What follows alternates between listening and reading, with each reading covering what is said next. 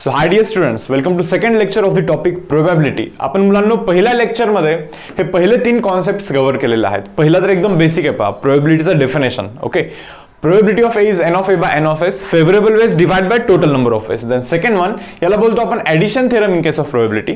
Okay, then probability based on Venn diagram. अशा या 3 आर्टिकल्सचे मुलांनो आपण न्यूमरिकल्स कॉन्सेप्ट्स पाहिलेले आहेत पहिले. देन न्यूमरिकल केले आहेत, त्याच्यावरती MCQs पण केलेले आहेत. आजच्या या सेशनमध्ये आपण हे पुढचे आर्टिकल्स करणार आहे. Probability based on permutation combination, then multiplication rule in probability, conditional probability and then dependent and independent events. Okay, हे 4 आर्टिकल मुलांना आपण या आजच्या सेशनमध्ये पाहणार आहे. सो सेशन मी इथे स्टार्ट करतोय with probability based on permutation and combination. Probability based on permutation and combination हा आर्टिकल मी आता इथे स्टार्ट करतोय, बट त्याआधी मी तुम्हाला काही गोष्टी सांगतो इथे की हा आर्टिकल तुम्हाला तेव्हाच समजणार आहे जर का तुम्हाला परमिटेशन कॉम्बिनेशनचे बेसिक कॉन्सेप्ट्स माहिती असतील. समजा तुम्हाला परमिटेशन कॉम्बिनेशन हा लेसनच कधी तुम्ही केलेला नाही, कधीच प्रिपेअर केलेला नाही आणि डायरेक्टली जर का तुम्ही हा आर्टिकल पाहत असाल, डेफिनेटली यार नाही समजणार तुम्हाला, थोडेसे भरपूर साऱ्या डिफिकल्टीज येतील. सो एक तुमच्याकडे असा ऑप्शन आहे, एक तर हा आर्टिकल तुम्ही सध्यासाठी स्किप करा, अदरवाइज या व्हिडिओच्या डिस्क्रिप्शनमध्ये जा, मी परमिटेशन कॉम्बिनेशन या टॉपिकचाच लिंक दिलेला आहे तुम्हाला, नाही का. तो पण एक रेकॉर्डेड सेशन आहे, अख्खाच्या अख्खा लेसन एकदम व्यवस्थितरित्या एक्सप्लेन केलेला आहे. तो लेसन आधी प्रिपेअर करा, बिकॉज तो पण तर MST CET साठी आहेच आहे. ओके, सो मुलांना तो लेसन आधी तुम्ही प्रिपेअर करा. ओके, आणि त्याच्यानंतर हा आर्टिकल पाहायला या. डेफिनेटली इझी गोईंग मध्ये तुम्हाला हे समजायला लागणार आहे जेव्हा तुम्ही परमिटेशन कॉम्बिनेशन प्रिपेअर कराल तेव्हा. ओके, अदरवाइज सेकंड ऑप्शन असा आहे की हा जो काही आर्टिकल आहे, हा आर्टिकल थोडंसं स्किप करा. याच्या पुढचे सर्व आर्टिकल्स तुम्ही कव्हर करून घ्या प्रोबॅबिलिटीज, अँड देन परमिटेशन कॉम्बिनेशन हा लेसन प्रिपेअर करा. ओके, देन त्याच्यानंतर परत या आर्टिकलवरती तुम्ही येऊ शकता. ओके, तर पहा मुलांना मी इथे स्टार्ट करतोय विथ क्वेश्चन नंबर 1. क्वेश्चनमध्येच मी इथे जे काही कॉन्सेप्ट्स वगैरे आहेत मुलांना हे एक्सप्लेन करत राहीन. नाव सी काय म्हणतात, find probability of getting both red balls when from a bag containing 5 red and 4 black. 5 red and 4 black. Okay, 2 balls are drawn. ए बाबा 2 बॉल्स काढताय आणि दोन्ही बॉल रेड असण्याची प्रोबॅबिलिटी आपल्याला ते विचारताय. पण दोन्ही बॉल काढण्याचे 2 अलग अलग वेज आहेत, 2 सबटाईप आहेत इथे पहा. पहिल्या सबटाईप मध्ये म्हणताय विथ रिप्लेसमेंट आणि दुसऱ्या सबटाईप मध्ये म्हणताय विदाउट रिप्लेसमेंट. हे पहा काय मुलांना, विथ रिप्लेसमेंट आणि विदाउट रिप्लेसमेंट याच्यामध्ये काय काय असतं एक्झॅक्टली चेंज, नाही का. आता पहिला बॉल मी काढायला जातो, हे पहा मला दोन्ही बॉल रेड पाहिजे, मला दोनही बॉल रेड पाहिजे, समजतं का. सो पहिला बॉल मी काढायला जातोय. ओके ठीक आहे यार, पहिला तर रेड आला पाहिजे, त्याच्यानंतर जो काही आला तो वापस ठेवायचा, परत दुसरा बॉल पण रेडच आला पाहिजे, हा असा विषय इथे. आणि विदाउट रिप्लेसमेंट मध्ये कसं आहे, विदाउट रिप्लेसमेंट मध्ये कसं आहे मुलांना, एकदाच 2 बॉल काढून टाकले, म्हणजे पहिला बॉल काढला परत वापस ठेवायचा का नाही, दुसरा बॉल काढला, अरे असं करण्याच्या ऐवजी एकदाच 2 बॉल काढून टाकूया आपण. ओके, सो कॉम्बिनेशन मुलांना हे तेव्हाच यूज होत असतं जेव्हा विदाउट रिप्लेसमेंट असतं, म्हणजे परत वापस ठेवण्याची गरज नसली पाहिजे, तेव्हा आपल्याला कॉम्बिनेशन यूज करायचं असतं. किंवा तुम्ही असं समजून घ्या, कॉम्बिनेशनमध्ये जे सिलेक्शन असतं ना ते एकाच वेळी करायचं असतं, एकदाच हात टाकून उचलायचं असतं, तरच कॉम्बिनेशन यूज करू शकता. पहा काय आता मी काय सांगतोय, बाबा दोन्ही बॉल रेड पाहिजे ना. ओके, म्हणजे या 5 रेड मधून 2 रेड बॉल उचला ना, 5 रेड मधून 2 रेड बॉल उचलण्याचे इतके वेज आहेत. सो हे फेवरेबल वेज आहेत. डिवाइड बाय टोटल वेज, पहा टोटल तर 9 बॉल आहेत ना रे. सो 9 बॉल मधून कोणतेही 2 बॉल उचला ना. So answer should B 5C2 divide by 9C2. That's all, इतकंच आन्सर आहे. पहा मी परत सांगतो, हवं तर व्यवस्थित समजून घ्या मुलांना. प्रोबॅबिलिटी म्हणजे फेवरेबल बाय टोटल, आपल्याला दोन्हीच्या दोन्ही रेड बॉल पाहिजे, मग या 5 मधून 2 बॉल उचला. So these are favourable ways, कारण की इथे आपण कन्स्ट्रेंट करतो की रेडच बॉल निघाले पाहिजे. डिवाइड बाय टोटल, 2 बॉल तर कोणते पण काढू शकतो रे आपण, बरोबर ना. सो टोटल 9 बॉल मधून 2 बॉल कोणतेही काढा. So these are total number of ways, these are favourable ways, so this is the probability. Now आता इथे काय विषय माहिती का, आता हा आर्टिकल तर ऍक्च्युली आता परमिटेशन कॉम्बिनेशन शी इतकं संबंधित नाहीये, पण मी इथे का घेतलं, कारण की मला असं सांगायचंय तुम्हाला की हे रिप्लेसमेंट असेल काय तर विदाउट रिप्लेसमेंट असेल तर काय. हे कॉम्बिनेशन विदाउट रिप्लेसमेंटच्याच केसमध्ये यूज करू शकत असतो. आता रिप्लेसमेंट असेल तर काय असतं मी तुम्हाला सांगतोय, पहा लक्षात. प्रोबॅबिलिटी दॅट मुलांनो, पहिला बॉल, ओके पहिला जो बॉल आहे ना तो रेड आला पाहिजे, and at the same time दुसरा पण जो बॉल आहे ना, दुसरा पण बॉल रेडच आला पाहिजे, दुसरा पण बॉल रेडच आला पाहिजे, हे असं आपल्याला ते सांगतायत, नाही का. आता तुम्ही सांगा बरं, आता हे ऍक्च्युली मल्टिप्लिकेशन थेरम आहे प्रोबॅबिलिटीचा, पुढे जाऊन येणार आहे तो. ओके, पण जस्ट सध्या समजून घ्या, जस्ट पाहून घ्या एकदा. मी 2 तुम्हाला गोष्टी सांगतोय, एक तर अँड आला की मल्टिप्लिकेशन करायचा आणि ऑर आला की ऍडिशन करायचं, हे तुम्हाला कम्प्लीट प्रोबॅबिलिटी मध्ये लक्षात ठेवायचं आहे. अँड आला की मल्टिप्लिकेशन, ऑर आला की ऍडिशन. पहा काय, पहिला पण बॉल रेड अँड दुसरा पण बॉल रेड, बरोबर ना. सो पहिला बॉल रेडची प्रोबॅबिलिटी काय रे, हे पहा, पहिला ball red and means multiplication. बाबा दुसरा पण बॉल रेड असतं पाहिजे, दुसरा पण तर बॉल रेड असतं पाहिजे. सो पहिला रेड येण्याची प्रोबॅबिलिटी काय, पहा ना, हे असं दिसतं मला. रेडचे 5 वेज आहेत. ओके, बिकॉज 5 फेवरेबल आहेत. डिवाइड बाय टोटल आर 9 ना, इन टू, अरे तो रेड निघालेला परत वापस ठेवायचा, म्हणजे परत हीच सिच्युएशन आहे. पर दुसरा पर बॉल रेड काढण्याची जी प्रोबॅबिलिटी आहे that is again 5/9. So answer should be 25 divide by 81. So first सबटाईपचा आन्सर 25/81 बनतं आणि सेकंड सबटाईपचा आन्सर मुलांना हे बनतं. आता ज्यांना हे माहिती नाही की NCRचा फॉर्म्युला काय आहे, आणि नीट पहा, NCR is equal to n factorial divide by difference that is n minus of r whole factorial into r factorial. Okay, तर हे असं असतं पहा. तर इथे तुम्ही फॉर्म्युला यूज करू शकता. 5 फॉर्म्युला टाकून द्या, 9 फॉर्म्युला टाकून द्या, कॅल्क्युलेशन करा, आन्सर मिळेल. आणि ज्यांना ते फॅक्टोरियल काय असतं हे माहिती नाहीये, मग मी त्यांना सांगतो की बाबा हा आर्टिकल सध्या बंद करा. ओके, तुम्ही जा परम्युटेशन कॉम्बिनेशनवर, त्याने तो प्रिपेअर करा आधी आणि मग त्याच्यानंतर इथे या. येस स्टुडंट्स, तर पुढे जातोय पहा मी इथे. नाव सी काय आहे question. 3 cards are drawn from pack of 52 cards. 52 card म्हणून 3 कार्ड ड्रॉ केलेत. ठीक आहे म्हणतोय. Okay, find chances that 2 are queen. हे पहा, प्रोबॅबिलिटी फाइंड करायची काय, 2 क्वीन आले पाहिजे and 1 is a face card म्हणे, sorry 1 is an ace card म्हणे. टोटल क्वीन तर 4 असतात बाबा, 2 आर क्वीन म्हणे, मग 4 क्वीन मधून 2 क्वीन काढून टाका. And at the same time, and means काय, मल्टिप्लिकेशन. आता शिकला ना आपण, अँड मीन्स मल्टिप्लिकेशन. अँड आणि तो तिसरा अँड एस, एक मिनिट, काय 3च कार्ड काढतो. हां ठीक आहे चलो. Okay, so 2 cards are queen, fine. आणि जो तिसरा आहे तर तो एस कार्ड असला पाहिजे. टोटल एस तर 4 असतात ना, 4 एक्के असतात की नाही, मग 4 मधला कोणता तरी एक काढा यार.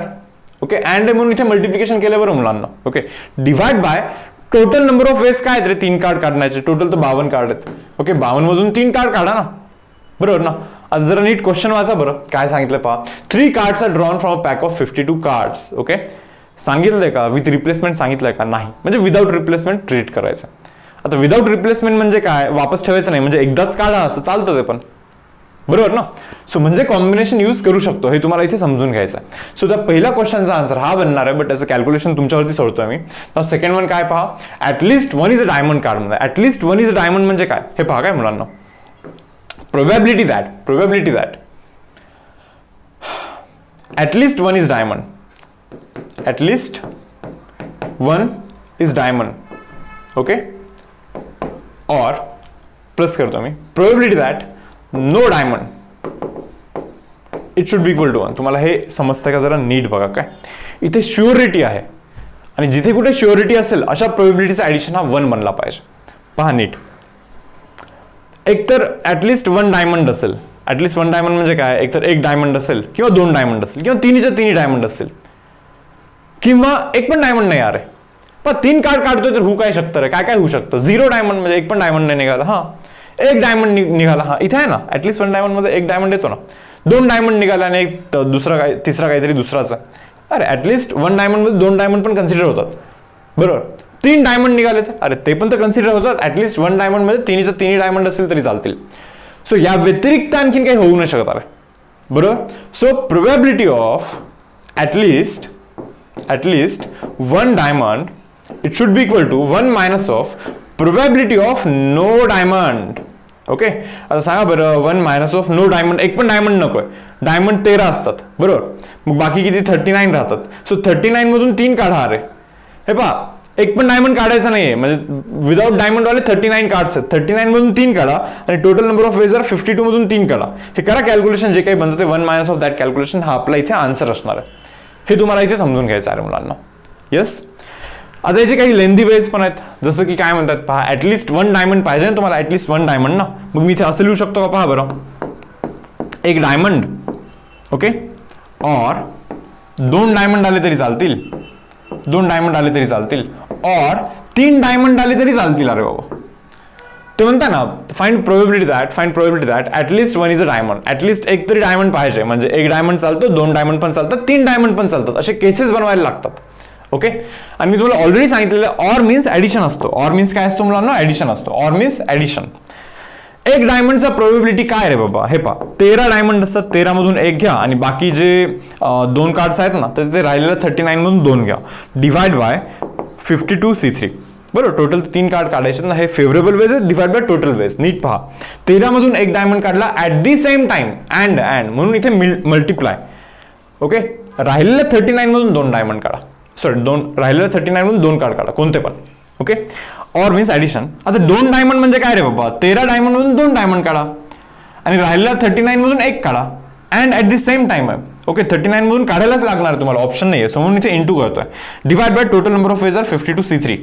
ऑर मीन्स अगेन ऍडिशन आहे, तिन्हीच्या तिन्ही डायमंड काढा म्हणजे काय, 13 मधून ना तिन्हीच्या तिन्ही डायमंडच काढा नाही का, divide by 52C3 guys. So याचं जर का तुम्ही इथे ऍडिशन कराल ना रे कॅल्क्युलेशन करून, हे आन्सर आणि हे आन्सर टोटली सेमच येणार आहे. ओके, सो हा पण एक तुमच्याकडे वे आहे, बट मी तर प्रिफर करेन हा करा तुम्ही, हा थोडासा फास्ट येईल. ओके, तर बाबा तुम्हाला कार्ड्स तर माहिती आहेत ना, पत्ते तर माहिती आहेत ना, मी हे सांगितलंच ना ॲक्च्युली सम स्टार्ट करण्याआधी. ते डायमंड 13 डायमंड असतात, 13 डायमंड असतात, त्याच्यानंतर असतो क्लब. ओके, 13 क्लब असतात, देन असतो स्पेड. आता थोडंसं ड्रॉ करणे आपल्यासाठी अवघड आहे जरा. हा असतो स्पेड, 13 स्पेड असतात, इस्पिक बोलतो आपण त्याला, आणि त्याच्यानंतर हार्ट असतं, पहा बदाम असतं, जो की असतो 13 अगेन. सो 13 13 13 13 असे असतात हे नाही का. आता काय म्हणताय पहा, ऑल आर फ्रॉम सेम सूट, म्हणजे तीनच्या तीनही कार्ड एकाच सूटचे आहेत कोणत्या तरी, म्हणजे तिन्हीच्या तिन्ही डायमंडचे आहेत, नाही तर ऑर तिन्हीच्या तिन्ही क्लबचे आहेत, or 3 are from spade, all 3 are from heart. Yes or no. मग मी जर आता इथं असं लिहितोय पहा, हे असं म्हणतात ना की तिन्हीच्या तिन्ही एकाच सूटचे पाहिजे, मग मी इथे असं लिहू का पहा रे, all 3 probability that all three are diamond. Or असं पण होऊ शकतं ना, तिन्हीच्या तिन्ही डायमंडचे असले पाहिजे, हे काय गरजेचं आहे. तिन्हीच्या तिन्ही क्लबचे पण चालतात आपल्याला, तिन्हीच्या तिन्ही मुलांना क्लबचे पण चालतात, बरोबर. ऑर प्रोबेबिलिटी ऑफ तिन्हीच्या तिन्ही तुम्हाला हार्टचे पण चालतात, अँड अगेन ऑर तिन्हीच्या तीनही तुम्हाला मुलांना स्पेडचे पण चालणार आहेत. Yes or no. ओके, त्यांनी फक्त इतकंच सांगितलं ऑल आर फ्रॉम सेम सूट. कोणत्या सूटचं सांगितलं का नाही सांगितलं, मग ते तुमच्याकडे ऑप्शन आहे, तुम्ही कोणतेही घेऊ शकता. सो असे केसेस बनवायला लागतात की तीनही डायमंडचे आहेत, ते डायमंडचे तर 13 असतात रे, 13 मधून 3 घ्या, डिवाइड बाय 52 मधून 3 घ्या, बरोबर ना. Probability means favourable by total ways. Or आहे म्हणजे ऍडिशन आहे मुलांना. हे पहा, तिन्हीच्या तिन्ही क्लबचे घ्या, क्लब समजतं का, 13 क्लब आहेत, 13 मधून 3 घ्या, डिवाइड बाय टोटल आर 52 मधून 3 घ्या. ऑर मीन्स अगेन ऍडिशन आहे. हार्ट तिन्हीच्या तिन्ही हार्टचे घ्या, म्हणजे 13 हार्ट्स आहेत, बरोबर, त्याच्यामधून एक 3 घ्या, टोटल 52 मधून अगेन 3 घ्या. ऑर मीन्स अगेन ऍडिशन, स्पेड पण तर 13 आहेत, 13 मधून 3 घ्या, डिवाइड बाय 52 मधून 3 घ्या. अरे ओके, सो सर्वांचं ऍडिशन कराल ना, हा आपला आन्सर असणार आहे. याला मी असं पण लिहू शकतो 4 × 13C3 divide by 52C3. Yes students, तो आपला इथे आन्सर असणार आहे सबटाईप नंबर सी चा. आता फायनली जातो पहा सबटाईप नंबर 4. काय म्हणताय पहा, they are king, queen and jack. Okay, काय म्हणताय पहा, त्याचे 3 कार्ड तुम्ही सिलेक्ट केलेत ना, क्वीन एक किंग असला पाहिजे, एक क्वीन असला पाहिजे, एक जॅक असला पाहिजे. आता तुम्ही मला हे सांगा, किंग किती आहेत, 4, मग 4 मधून एक घ्या, and at the same time घ्यायचंच आहे तुम्हाला. 4 क्वीन आहेत, 4 क्वीन मधून पण एक घ्या, and at the same time 4 jack आहेत, त्याच्यामधून पण एक घ्या. 4 जॅक समजतं ना, एक स्पेडचा जॅक, एक क्लबचा जॅक, एक हार्टचा जॅक, एक डायमंडचा जॅक, बरोबर. Divide by, these are favorable ways guys, divide by total number of ways are 52, total number of ways are 52C3. 52 card मधून 3 कार्ड तुम्हाला इथे काढायचे आहेत. अरे 52 कार्ड मधून 3 कार्ड काढायचे. So these are total number of ways and these are favorable ways. So guys हा आपला इथे आन्सर असणार आहे सबटाइप नंबर 4 चा. यस, पुढे जातोय पहा मी इथे, काय म्हणतं पहा, रूम हॅज 3 सॉकेट्स. एका रूमला ना 3 सॉकेट आहे. ओके, ठीक आहे. From a collection of 10 bulbs of which 6 are defective. ए बाबा 10 बल्ब मधून 6 तर खराब आहेत, मग 4च चांगले आहेत. Okay, at night person select 3 bulbs. 3 bulb select करतो तो डायरेक्टली. कोणता करतोय माहित नाही, डिफेक्टिव्ह पण होऊ शकतं, नॉट डिफेक्टिव्ह पण होऊ शकतं, चांगले पण होऊ शकतात, पाहूया पुढे. ओके, आणि ते सॉकेटमध्ये टाकलं म्हणत नाही. Then what is the probability that room is still dark. बाबा रूम डार्क असण्याची प्रोबेबिलिटी विचारतात. मग तुम्ही मला एक साधी गोष्ट सांगा मुलांना, रूम डार्क केव्हा असेल रे. 3 बल्ब घेतोय आणि टाकतोय, 6 डिफेक्टिव्ह आहेत. बाबा 6च्या 6 डिफेक्टिव्ह मधून जर का तुम्ही 3 सिलेक्ट केले, म्हणजे एक पण चांगला नाहीये, तिन्हीच्या तिन्ही खराब लागले, रूम इज स्टील डार्क, बरोबर. सो डार्क असण्याचे फेवरेबल वेज हा 6C3 divide by total ways are 10C3. Total 10 bulb आहेत ना, बरोबर. Okay, the room is lit. Okay, म्हणजे रूम मध्ये लाईट असण्याची प्रोबेबिलिटी विचारतायत. रूम मध्ये लाईट केव्हा असेल, 3 बल्ब मधला एक बल्ब जरी चालला तरी लाईट येणार आहे यार, हे समजतं तुम्हाला. कमी लाईट असेल बट लाईट असेल. 3 बल्ब मधून एक जरी बल्ब चालला तरी लाईट असणार आहे, बरोबर आहे. आता रूम मध्ये लाईट आहे याची प्रोबेबिलिटी फाइंड करा म्हणतात. आता याला तुम्हाला असं करायला लागेल. पहा 2 वेज आहेत परत, एक लेंथीवाला एक छोटावाला वे. पहिला छोटावाला वे करून दाखवतो. पहा probability that room is lit, म्हणजे रूम मध्ये लाईट आहे याची probability, plus probability that room is dark it should be equal to 1 guys. अरे रूम मध्ये एक तर लाईट असेल नाही तर लाईट नसेल, एक तर रूम लाईट असेल नाही तर डार्क असेल. या व्यतिरिक्त आणखीन काय होऊ शकतं? काहीच नाही होऊ शकत. अरे म्हणजे जिथे कुठे 100% शुअरिटी असेल, अरे इतकंच पॉसिबल आहे. मग अशा प्रोबेबिलिटीचा ऍडिशन ना 1 असतो, 1. ओके, मग सांगा बरं, probability that room is lit is equal to okay 1 minus probability that room is dark. डार्कची तर प्रोबेबिलिटी काढली ना आपण 6c3/10c3. सो हाच आपला आन्सर आहे. अरे हाच आपला आन्सर आहे. हे समजतं का मुलांना तुम्हाला? ओके, हा थोडासा एक शॉर्टकट वाला वे आहे. जर का खूपच लेंदी वे मध्ये जायचं असेल तर आता असं करायला लागेल तुम्हाला. पहा रूम इज लीट म्हणजे काय? लाईट केव्हा असणार आहे रूम मध्ये? जेव्हा एक चांगला बल्ब आहे आणि 2 डिफेक्टिव्ह बल्ब आहेत, और 2 चांगले बल्ब आहेत, 1 डिफेक्टिव्ह आहे, अगेन और 3ही चांगले बल्ब आहेत आणि 1 0 डिफेक्टिव्ह बल्ब आहेत, बरोबर ना.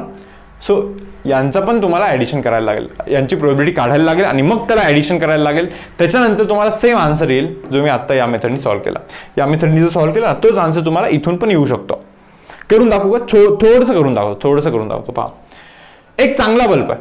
हे पहा 4 चांगले, 4 मधून 1 घेतला. समजता ना? 10 बल्ब मधून 6 खराब आहेत, म्हणजे 4 चांगले.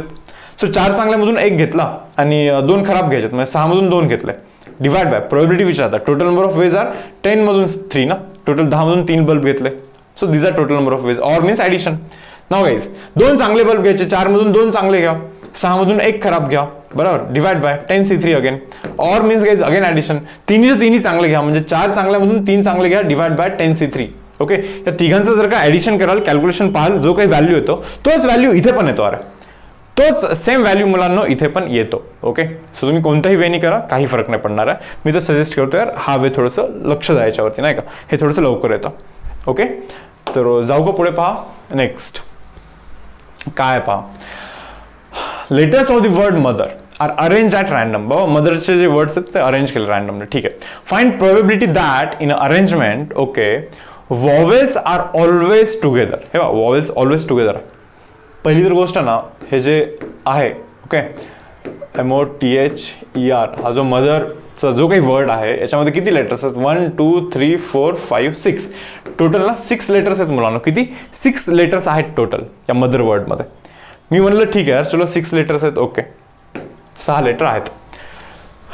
तर आपल्याला एक गोष्ट माहिती आहे, परम्युटेशन कॉम्बिनेशन मध्ये पाहिलं आपण, n objects can be arranged in n factorial ways. So 6 objects can be arranged in 6 factorial ways. किती? 6 factorial ways मध्ये हे 6 लेटर्स लाईक अरेंज होत असतात. 6 फॅक्टोरियल इतके वर्ड बनवू शकतात बाय युझिंग मदर. ओके, एक असा पण बनवू शकतो ना, MOHTER. मिनिंग असेल नसेल काही हरकत नाही, बट असा वर्ड तर बनतो की नाही? स्विच केलं फक्त. अरे असे खूप सारे अरेंजमेंट बनवू शकतात, नाही का, इकडचं तिकडे हे सर्व करून, नाही का. असे 6 फॅक्टोरियल वेज बनत असतात. ओके, 6 फॅक्टोरियल वर्ड्स बनत असतात मुलांना. ओके, अदरवाइज आपण असं लक्षात ठेवतो इथे की n objects can be arranged in n factorial ways. So similar way मध्ये 6 letters can be arranged in 6 factorial ways. Okay, आता पहा पुढे काय. So these are the total number of ways. हा मुलांना हे तर टोटल नंबर ऑफ वेज आहे. These are total number of ways. Total number of ways. तर मदर वर्डला अरेंज करण्याचे टोटल नंबर ऑफ वेज आहे. फाईन. पहिला सबटाईप म्हणतोय वॉवेल्स आर ऑलवेज टुगेदर. पहिला सबटाईप आपल्याला असं सांगतोय वॉवेल्स आर ऑलवेज टुगेदर, सोबतच पाहिजे नेहमी. एक काम करतो ना, जरा ग्रुप बनवतो वॉवेल्सचा, नाही का. So MT then that H then R. कॉन्सोनंटचा अलग ग्रुप आणि वॉवेल तर 2च आहे फक्त, O आणि E. O आणि E असे 2च तर वॉवेल आहेत. अरे हे दोघे ऑलवेज टुगेदर असं ते म्हणतात. मी म्हणलं ठीक आहे यार, चलो okay. What are the favourable ways? या दोघांना सोबत ठेवून अरेंज करण्याचे फेवरेबल वेज सांगा बरं.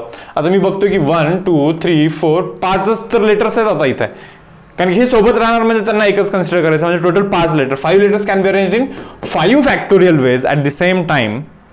बरोबर, समजा ते हे जे 5 लेटर आहेत ना, असे 5 फॅक्टोरियल वेज मध्ये जर का अरेंज झाले त्यातला एक वे तर हाच आहे ना.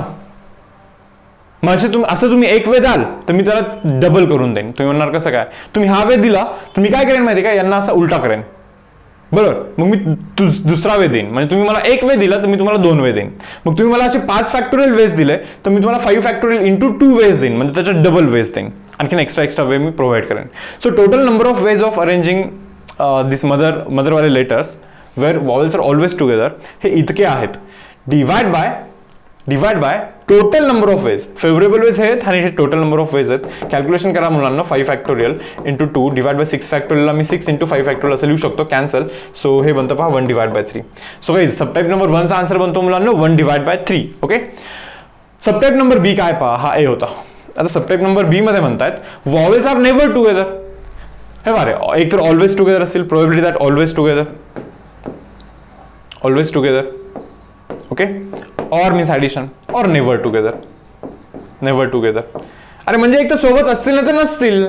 या व्यतिरिक्त आणखीन काय पॉसिबल, काहीच नाही ना. It should be equal to 1 ना. So probability that vowels are never together means 1 minus of probability that vowels are always together. Always टुगेदरची प्रोबेबिलिटी तर काढली 1/3. सो 1 मायनस ऑफ 1/3 करायला लागेल तुम्हाला. 1 minus of 1/3 and that is equal to 2/3. समजलं काय मुलांना तुम्हाला. सेकंड सबटाईपचा जो आन्सर आहे ना, सेकंड सबटाईपचा आन्सर हा बनतो 2 डिवाइड बाय 3. बरोबर आहे. 5 जरा रब करतोय, जाऊया पुढे. एक काम करतो, बघतो इथेच जर का बसतं का. O is at beginning and ends with T म्हणा. ओ सुरुवातीला आहे, बर. टी एंडला आहे. मग मध्ये राहतात किती, 1 2 3 4 4 जागा राहतात. हे तुम्हाला ऑप्शन नाही. ओ सुरुवातीलाच टाकायचं, टी एंडलाच टाकायचं. मग 4 लेटर राहतात ना. 4 letters can be arrange in 4 factorial ways. बरोबर ना. 4 राहिलेले 4 लेटर्स कसे अरेंज करा. 4 letters can be arrange in 4 factorial ways. किंवा तुम्ही असं करू शकता, तुम्ही असं पण विचार करू शकता इथे. ओके. जसं की पहा यार, ही जागा फिल करायची नाही का, 4 लेटर राहिलेत. सो ही जागा फिल करण्याचे 4 वेज आहेत. अरे सॉरी, ही जागा फिल करण्याचे मुलांना 4 वेज आहेत. बरोबर. एक लेटर संपला तर 3च लेटर उरली. ही जागा फिल करण्याचे 3 वेज आहेत. ही जागा फिल करण्याचे 2 वेज आहेत. ही जागा फिल करण्याचे एकच वे आहे, राहिलेलं टाकायला लागेल. ही जागा फिल करायची ॲट द सेम टाइम, ही पण करायची ॲट द सेम टाइम म्हणून इथे इंटू. सो पहा ना, 4 इंटू 3 इंटू 2 इंटू 1. ओ टाकण्याचा एकच वे आहे. ओ टाकण्याचा एकच वे आहे. टी टाकण्याचा इथे एकच वे फिक्स आहे, तीच टाकायचं इथे. So answer should be 1 into 4 into 3 into 2 into 1 into again 1. That means 4 factorial ways आहेत. अरे 4 फॅक्टोरियल वेज आहेत. Okay. Divide by total ways तर आपण ऑलरेडी पाहिलेलं 6 factorial. So answer should be 4 factorial divide by 6 factorial. Okay. ठीक आहे. आता पहा, जो डी आहे ना, डी सबटाईप काय म्हणतो नीट पहा. होऊन जाईल याच जागेत. Starting with vowel and ends with consonant. पहा, वॉवेल तर 2 आहेत. म्हणजे 1 2 3 4 5 6 6 जागा आहेत ना. पहिल्या जागी 2 वेज आहेत टाकण्याचे. स्टार्टिंग विथ वॉवेल म्हणता, म्हणजे 2 मधलं काही टाका. सो पहिला प्लेस फिल करण्याचे 2 वेज आहेत. ओके. एंड्स विथ कॉन्सोनंट मध्ये, कॉन्सोनंट तर 4 आहेत. 4 मधला कोणताही एक टाका ना इथे एंडला, चालतो तुम्हाला. बरोबर. मग यातला एक गेला, इथे 3 उरले, इथे 1 उरले, टोटल 4 उरले. बरोबर. आता 4 कशी करा अरेंज. इथे हा प्लेस फिल करण्याचे 4 वेज आहे, हा प्लेस फिल करण्याचे 3 वेज आहे, हा प्लेस फिल करण्याचे 2 वेज आहे, हा प्लेस फिल करण्याचे 1 way. So these are the total number of ways ना. काय रे टोटल, सॉरी फेवरेबल वेज आहेत ना हे. So favourable ways are 2 into 4 into 3 into 2 into 4 divide by total number of ways are 6 factorial. पण total number of ways are 6 factorial. That means 6 5 4 3 2 1. So 4 3 2 cancel. बरोबर. So 2 1 2 3. Yes और no. So काय बनतं रे answer. 4 divide bye 15 बनतं बा. 4 divide bye 15 बनणार आहे. 4 divide bye 15 हे असं मुलांना बनणार आहे. सबटाईप नंबर डी 4 डिवाइड बाय 15 बनतो. अरे यस, आय होप तुम्हाला हे समजतं. ओके. पारे पुढे जातोय. पहा, खूप पण असं लाईक 15-15 20-20 मिनिट असं एक्सप्लेन नाही करू शकत. ओके. ज्यावेळेस फर्स्ट टाइम टीचिंग असतं ना, मग त्यावेळी लाईक एकदम आरामात चालू शकतं. पण आता ती सिच्युएशन नाही आहे. ओके. इतका लाईक जास्त टाइम नाही घेऊ शकत एक्सप्लेनेशनसाठी. सो थोडंसं फास्ट करायला लागणार आहे. सो ट्राय करा की तुम्ही पण तुमची थोडीशी ॲबिलिटी वाढवा. जर का नसेल समजत तर 2 ऑप्शन आहे. एक तर समजत नसेल तर लाईक टीचरला कोचू शकता, म्हणू शकता की यार याला शिकवता नाही येत आहे. ओके. बट जितकं मला माहिती आहे तितकं मी तुम्हाला सांगतोय पहा की MST CET एक्झाममध्ये तुम्हाला चांगला स्कोर पाहिजे. ओके. सो डेफिनेटली हा कंटेंट या स्पीडमध्ये तुम्हाला शिकता आला पाहिजे. त्या लेवलवरती तुमचं लाईक अंडरस्टँडिंग असलं पाहिजे. नसेल तर प्लीज डेव्हलप करा. बरोबर. माझ्याकडे आहेच ना रे ऑप्शन, एकदम हळूहळू आरामात शिकवेन, लाईक तो एकच सम. ओके, मी 15-20 मिनिट शिकवला समजा. अरे पण तो कंटेंट पहा ना, 9 आर्टिकल आहे तसे प्रोबेबिलिटीमध्ये. ओके, मग किती तास? 7-8 तास बनवणार का? अवघड आहे फार, बरोबर ना. तर पहा आता काय रे, आणि न्यूमेरिकलचा पण तर काउंट थोडंसं जास्त घ्यायचं आहे, बरोबर. सो डेफिनेटली आता मी जो सेशन कंडक्ट करतोय या स्पीडमध्ये, तरी पण एक 3 तास मला तरी असं वाटतं की 3-3.5 तास रेकॉर्डिंग होणारच आहे प्रोबेबिलिटीची, बरोबर. आता रेकॉर्डिंगचा टाइम कमी करण्यासाठी एक असा ऑप्शन आहे की यार न्यूमेरिकलचा काउंट कमी करायचं, जे की करायचं नाही. जास्तीत जास्त न्यूमेरिकल केलेले बरे अरे, बरोबर ना. सो इथे कॉम्प्रोमाइज नको करायला, बरोबर. तर पहा मुलांनो काय, 4 letters are to be posted in 4 post box. बाबा 4 लेटर 4 पोस्ट बॉक्समध्ये टाकायचं आहे मला. इथे एक पोस्ट बॉक्स आहे, इथे एक पोस्ट बॉक्स आहे, इथे एक पोस्ट बॉक्स आहे, इथे एक पोस्ट बॉक्स आहे. माझ्याकडे 4 लेटर 4 टाकणार आहे. ठीक आहे, चलो okay. If any number of letters can B posted in any of the 4 post box, म्हणजे पहिला लेटर काढला कुठे पण टाकू शकतो, दुसरा लेटर काढला कुठे पण टाकू शकतो, तिसरा लेटर काढला कुठे पण टाकू शकतो, चौथा लेटर काढला कुठे पण टाकू शकतो, असं त्यांचं म्हणणं आहे. What is the probability that each box contains only 1 letter? तुम्हाला समजतं का टोटल वेज किती आहेत माहिती का? टोटल वेज आर, पहा काय, प्रोबॅबिलिटी काढते वेळी फेवरेबल डिवाइड बाय टोटल करायचं असतं, हे फिक्स आहे. पहिले आपण काढूया टोटल. ते सांगतं की कोणत्याही बॉक्समध्ये कितीही टाकू शकता. म्हणजे मी पहिला लेटर टाकायला गेलोय 1 2 3 4, माझ्याकडे 4 वेज आहेत. And at the same time second letter टाकायला गेलो परत 4 वेज आहेत, समजतं का. तिसरा लेटर टाकायला गेलो परत 4 वेज आहेत, आणि चौथा लेटर टाकायला गेलो परत 4 वेज आहेत. That means 4⁻6 are the total number of veg. Letters टाकण्याचे टोटल नंबर ऑफ वेज 4⁻6 आहे, बरोबर ना. हे इंटू करतोय का? कारण की अँड आहे. पहिला लेटर टाकला अँड सेकंड लेटर पण टाकायचा, अँड थर्ड पण टाकायचं, अँड फोर्थ पण टाकायचं. ऑर नाही आहे, ऑर म्हणजे ऑप्शन देतो का? नाही, टाकायचंच आहे आपलं ते, नाही का यार. हे तर टोटल आहेत. आता फेवरेबल वेज किती आहेत पाहूया आपण. फेवरेबल वेज, आता फेवरेबल वेज मध्ये काय माहिती का मुलांना, ते असं म्हणतं find probability that each box contains only 1 letter. म्हणजे प्रत्येक बॉक्समध्ये एकच लेटर असला पाहिजे. म्हणजे पहिला लेटर जर का टाकायचं बोललं तर माझ्याकडे 4 वेज आहेत. समजा मी इथे लेटर टाकला तर दुसरा लेटर टाकण्यासाठी याची जागा यूज नाही करू शकत. समजा चुकून दुसरा पण इथे टाकला ना तर कोणता ना एक बॉक्स खाली जाईल, बरोबर. सो दुसरा लेटर टाकण्याचे माझ्याकडे 3 वेज आहेत मुलांना. ओके, समजा मी इथे टाकला, तिसरा लेटर टाकण्याचे 2च वेज आहेत. ओके, आणि चौथा लेटर टाकण्याचा हा एकच वे आहे. So these are the favourable ways. So guys, probability, required probability, it can be written as required probability can be written as favourable ways, yes, divide by total ways. Total तर 4 4 4 4 आहे. Yes or no? 4 4 cancel, 1 this is 2. Okay, so वरती बनतो 3 divide by खालती बनतो 32, खालती बनतोय 32. So this is the probability, required probability. Okay, जातो पहा पुढे मुलांना. नेक्स्ट सम पहा काय, 15 professors have been invited for round table conference. ठीक आहे, vice chancellor of the university. ठीक आहे, ओके फाईन. काय पहा, 15 प्रोफेसरला इन्व्हाइट केलेलं आहे कोणी? वाईस चान्सलरनी, एका राऊंड टेबल डिस्कशनवरती. ठीक आहे, एक राऊंड टेबल आहे. ओके, सो इथे एक वाईस चान्सलर आहे आणि 15 प्रोफेसर्स आहेत. 15 प्रोफेसर्स प्लस वाईस चान्सलर.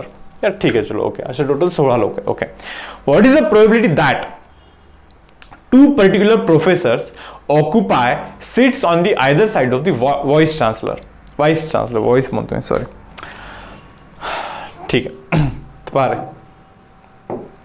काय, एक वाईस चान्सलर आहे यार, बसेल कुठेतरी, बरोबर ना. पण काय माहिती का, ते म्हणताय what is the probability that 2 particular professor, असे 2 पर्टिक्युलर प्रोफेसर आहेत. पर्टिक्युलर म्हणजे ते आयडेंटिफाय केलेत बरं आपण. म्हणजे असे 2 प्रोफेसर आहेत ते या वाईस चान्सलरच्या लाईक आजूबाजूलाच बसणार आहेत.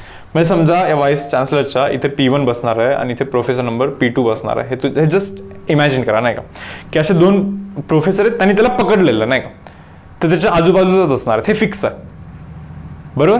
आता टोटल जरा किती लोक आहेत बघा बरं. मला असं वाटतं 15 प्रोफेसर होते, पण 15 मध्ये 2 तर इथे केले, बरोबर. मग टोटल आता किती प्रोफेसर राहिले मुलांना? 13 प्रोफेसर बाकी आहेत. 13 प्रोफेसर बाकी आहेत. 13 प्रोफेसर 14 15 प्रोफेसर झाले इथं, नाही का. ओके, सो 13 प्रोफेसर बाकी आहेत मुलांना. ठीक आहे, आणि झालं असं विषय की हा जो आहे ना, हा एक ग्रुप बनला आता. कारण की व्हाईस चान्सलरच्या बेसिकली दोघे आजूबाजूलाच बसणार आहेत, म्हणजे तिघांचा एक ग्रुप बनलेला आहे.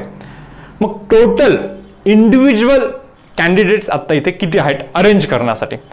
हे बघा, या तिघांना मला एकच कन्सिडर करायला लागेल. सो माझ्याकडे टोटल लोक किती आहेत माहिती का? हे 13 आहेत आणि हे तिघे म्हणजे एकच आहेत, म्हणजे टोटल 14 आहेत. 14 लोक आहे आपल्याकडे, नाही का.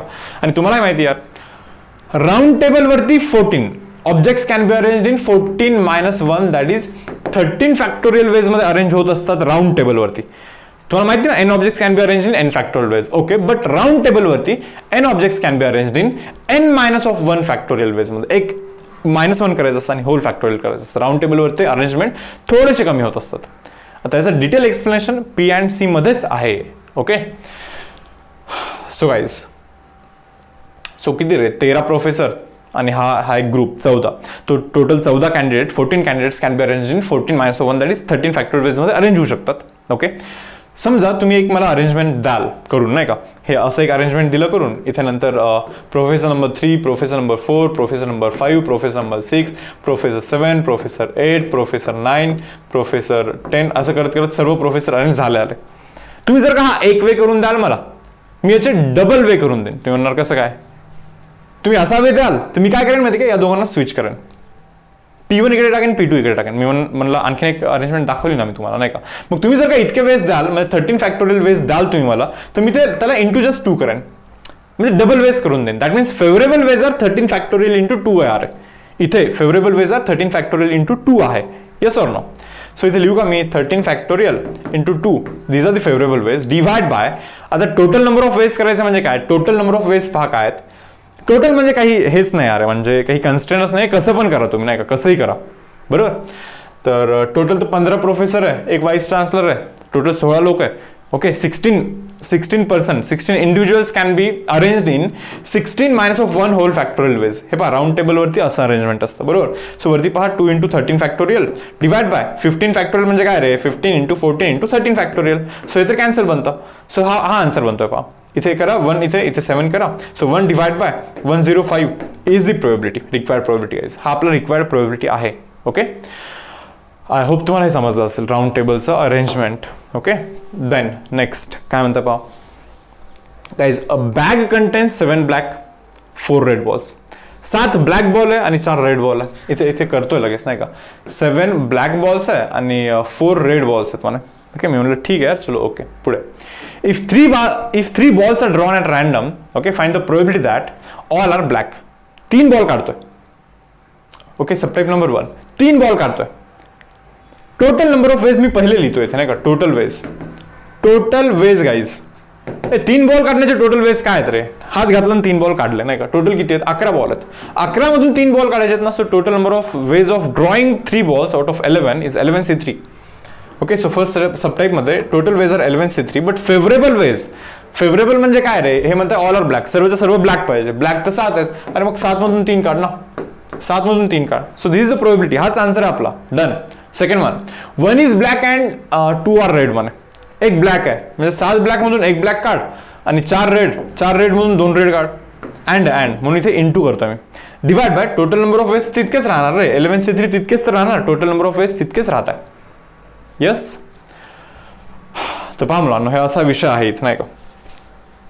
ओके, सो हा होता पहा सबटाईप, बॅगवाला सबटाईप, जिथे की आपण 7 ब्लॅक आणि 4 रेड मधून ओके काही बॉल्स काढायचो, 3 बॉल काढायचो, आणि त्याचे हे 2 सबटाईप्स आपण आता इथे केलेले आहेत. हे कॅल्क्युलेशन तुम्हाला करायला लागणार आहेत. 7C1चा व्हॅल्यू फाइंड करायला लागेल, 7C2चा value, 4C2 value, 11C3 value टाकून लाईक कॅल्क्युलेशन करून आन्सर फाइंड करायचं असेल. ओके, बट हे कॅल्क्युलेशन लाईक मी इथे सेशनमध्ये घेत नाहीये, बिकॉज मी इथे अज्युम करतो की तुम्हाला ते कॅल्क्युलेशन येतं व्यवस्थित. ओके, कॉम्बिनेशनचे कॅल्क्युलेशन व्यवस्थित येतात. नाउ सी नेक्स्ट क्वेश्चन काय रे बाबा. A bag contains, okay, 5 red, 4 blue and unknown number of m green balls. Okay, पहा काय 5 red, okay, 4 blue and m green balls आहेत. ठीक आहे. If probability of getting both the balls green, दोन्ही ball green निघण्याची probability, हे पहा m green मधून दोन्ही ग्रीन काढा, favourable ways divide by total number of ways. अब टोटल तर 9 आहे, 9 प्लस m टोटल बॉल तर एवढेच. याच्यामधून 2 काढा, याच्यामधून 2 काढा, समजतं का. इज 1 डिवाइड बाय 7 म्हणे. ते म्हणतात रे, ते म्हणतात की 2 बॉल काढतोय नाही का. पहा, if probability of getting both the balls green when 2 balls are selected at random is 1/7. म्हणजे 2 बॉल सिलेक्ट केल्यानंतर दोन्हीच्या दोन्ही ग्रीन असण्याची प्रोबॅबिलिटी, ग्रीन असण्याची favourable ways by total number of ways. So green असण्याची प्रोबॅबिलिटी ही 1/7 आहे असं ते म्हणतात. Then find the value of m. अशा केसमध्ये आपल्याला इथे m चा व्हॅल्यू फाइंड करायचा. आता पहा रे, कॅल्क्युलेशन करायला लागणार आहे. MC2चा जो व्हॅल्यू आहे, Okay, MC2 value is m factorial divide by difference, that is m minus of 2 whole factorial. Just divide by 9 plus m whole factorial divide by या दोघांचा डिफरन्स, ओके, जो की 7 plus m whole factorial असा बनतो into 2 factorial. Okay, इथे काहीतरी miss झालं, इथे पण इंटू 2 factorial करायला लागतं. That is equal to 1 divide by 7. Formula आहे MC2 चा formula m factorial divide by difference into that 2 factorial लिहायचं असतं. परत 9 plus m whole factorial divide bye त्या दोघांचा डिफरन्स, या दोघांचा डिफरन्स डिवाइड बाय 2 factorial लिहायला लागतं. हे 2 factorial will get cancel here. Okay, इथे m factorial ला मी m into m minus 1 into m minus of 2 whole factorial असं लिहू शकतो definitely. Divide by m minus of 2 whole factorial तर आहेच इथे. अगेन होल डिवाइड बाय हे जे 9 plus m आहे ना, मी त्याला 9 plus m इंटू एक कमी करा 8 plus m, sorry, okay, yes, 8 plus m into 7 plus m, परत एकनी कमी करायला लागतं, फॅक्टोरियल करायला लागतं, डिवाइड बाय 7 plus m इथे पण आहे, 7 plus m होल फॅक्टोरियल इथे पण आहे, and that should be equal to 1 divide by 7. हे पहा रे, हे कॅन्सल होतं, इथे पण हे कॅन्सल होतं, इथे पण ते कॅन्सल होतं. आता जे काही राहतं ना, ओके, जर का तुम्ही नीट पाहाल इथे कॅल्क्युलेशन, तर वरती राहतं m इंटू m minus 1, खालती राहतं पहा, खालती राहतं 9 plus m into 8 plus m, and that is equal to 1 divide by 7. जरा पहा, आता याला तुम्हाला सॉल्व्ह करायचं आहे, याला तुम्हाला सॉल्व्ह करायचं. आता हा वाला पार्ट थोडासा रब करतोय मी इथे.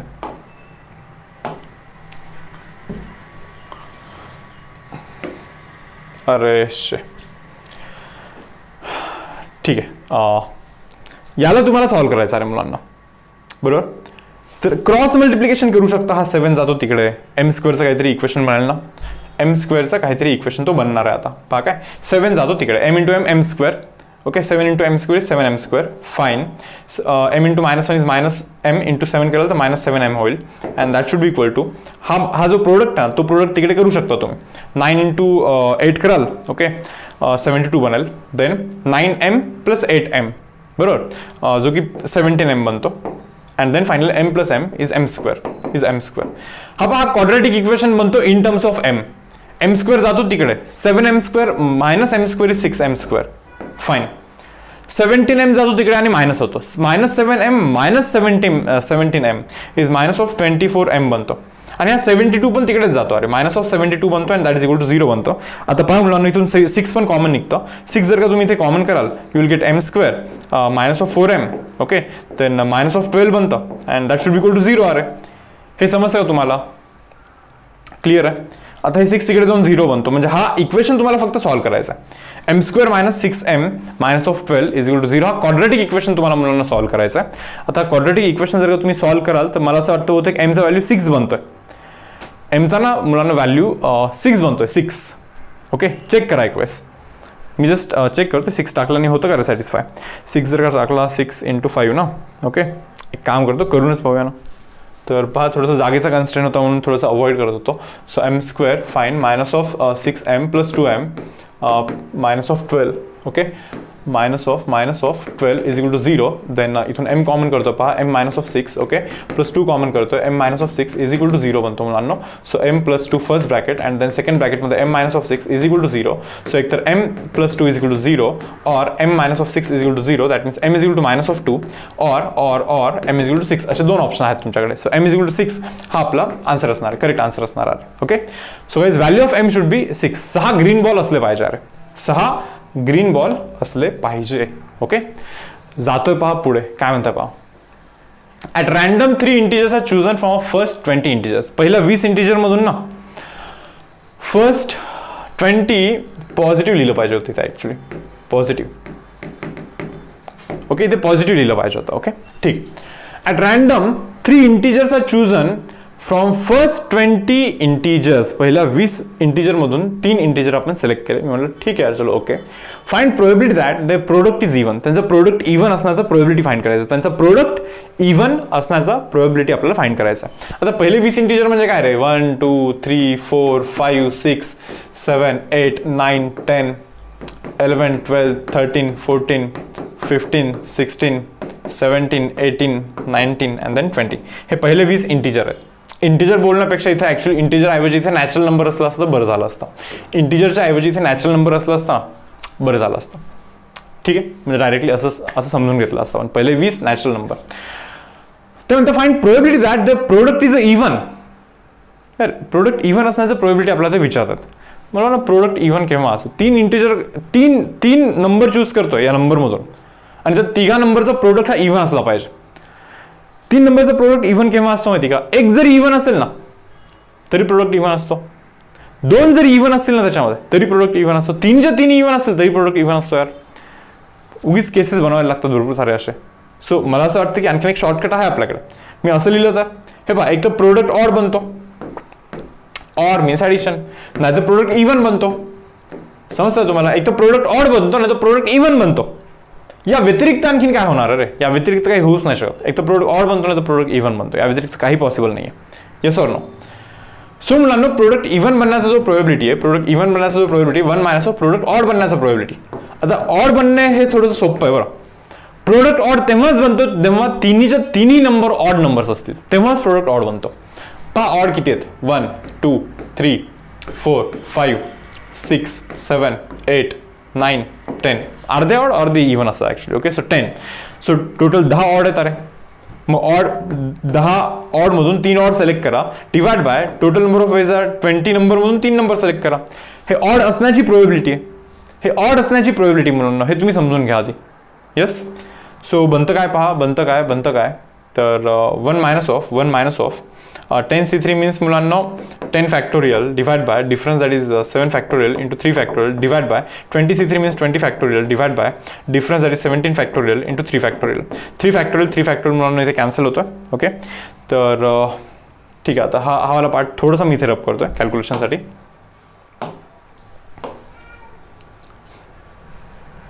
येस. ओके, पहा आता बस इतकं कॅल्क्युलेशन तुम्हाला इथे करायचं आहे आता. तर काय आहे? 1 मायनस ऑफ 10 फॅक्टोरियलला मुलांना मी 10 इंटू 9 इंटू 8 इंटू 7 फॅक्टोरियल असं लिहू शकतो. डिवाइड बाय दॅट 7 फॅक्टोरियल तर आहेच खाली. 20 फॅक्टोरियलला मुलांना मी 20 इंटू 19 इंटू 18 लिहू शकतो. इंटू 17 फॅक्टोरियल लिहू शकतो. डिवाइड बाय 17 फॅक्टोरियल तर आहेच आहे. 17 cancel, 7 cancel. Okay, so answer should be guys 1 minus of 10 into 9 into 8 divide by 20 into 19 into 18. Okay, so हे बनतं पहा 2, खाली 2 बनतं. 9 1 जा 9 2 जा 18 बनतं. इथे 2 बनतं. 2 इंटू 2 4 बनतं. मग 4 2 जा 8 बनतं.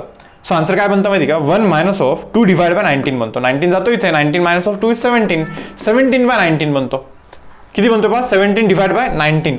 ऑप्शन नंबर डी मुलांना आपला इथे आन्सर बनला पाहिजे. येस. आता तुमच्याकडे एक लेंदी वे पण आहे की प्रोडक्ट तुम्हाला जर का इव्हन पाहिजे असेल तुम्हाला असे केसेस बनवायला लागतात. कसे केसेस? की प्रोडक्ट इव्हन तेव्हाच बनेल जेव्हा 3 मधला एक इव्हन असेल. ओके, म्हणजे एक इव्हन करा and at the same time 2 odd असले पाहिजे. Or means addition. Okay, 2 even number आले पाहिजे आणि एक ऑड नंबर आला पाहिजे. Or means again addition. तिन्हीच्या तिन्ही इव्हन नंबर जरी आले ना तरी प्रोडक्ट हा इव्हन नंबरच बनतो. असे केसेस बनवायला लागतात. आता एक इव्हन नंबर आला पाहिजे म्हणजे 10 इव्हन मधून एक इव्हन आला पाहिजे. 2 ऑड आले पाहिजे म्हणजे 10 ऑड मधून 2 ऑड आले पाहिजे. Divide by total number of ways R 20c3 ना. 20 नंबर मधून 3 नंबर उचलायचे ना आपलं total. Or means addition. 2 even आले पाहिजे म्हणजे 10 इव्हन मधून मुलांना 2 इव्हन आले पाहिजे. एक ऑड आला पाहिजे म्हणजे मुलांना 10 ऑड म्हणून एक ऑड आला पाहिजे. Divide by total number of ways R 20c3. Again addition. तिन्ही इव्हन आले पाहिजे म्हणजे 10 इव्हन मधून 3 इव्हन आले पाहिजे. डिवाइड बाय 20c3 हे total number of veg. Yes students. So या तिघांचं जरी ॲडिशन कराल तरी तोच आन्सर येणार आहे ऑप्शन नंबर डी. ओके, हे सिम्प्लिफाय करून तुम्ही चेक करा ॲडिशन करून सेम आन्सर येणार आहे. सेम. तर ठीक आहे, काही हरकत नाही. जाऊया आता पुढे आपण. नेक्स्ट आहे पहा मल्टिप्लिकेशन थिअरम और multiplication rule. Okay, multiplication rule हा कॉन्सेप्ट आहे जो की आपण आता इथे डिस्कस करणार आहे. मुलांना आता आपण करतोय मल्टिप्लिकेशन थिअरम, मल्टिप्लिकेशन रूल बोलूया आपण. ओके, काय आहे रे बाबा हे multiplication rule? Probability of A intersection B it is equal to probability of A into probability of B. हा मुलांना मल्टिप्लिकेशन रूल आहे.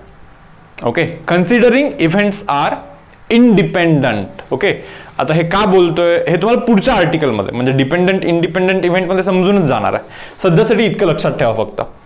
Probability of A intersection B is probability of A into probability of B. हे तुम्ही actual मध्ये use केलं आतापर्यंत. तुम्ही म्हणाल कसं काय, ए इंटरसेक्शन बी म्हणजे ए पण झाला पाहिजे अँड बी पण झाला पाहिजे. अरे बाबा, अँड म्हणजे मल्टिप्लिकेशन ना, बरोबर ना, म्हणजे P of A into P of B.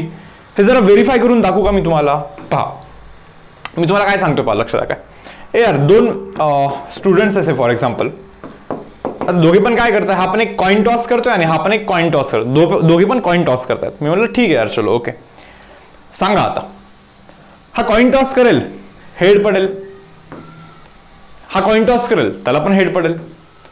Head पडेल, टेल पडेल. हेड पडेल, टेल पडेल. टेल पडेल, इथे हेड पडेल. टेल पडेल, इथे हेड पडेल. किंवा इथे पण टेल पडेल आणि इथे पण टेल पडेल. अरे दोन्हीकडे टेल टेल पडतायत मुलांना, हे समजतं तुम्हाला. असं पण होऊ शकतं नाही का.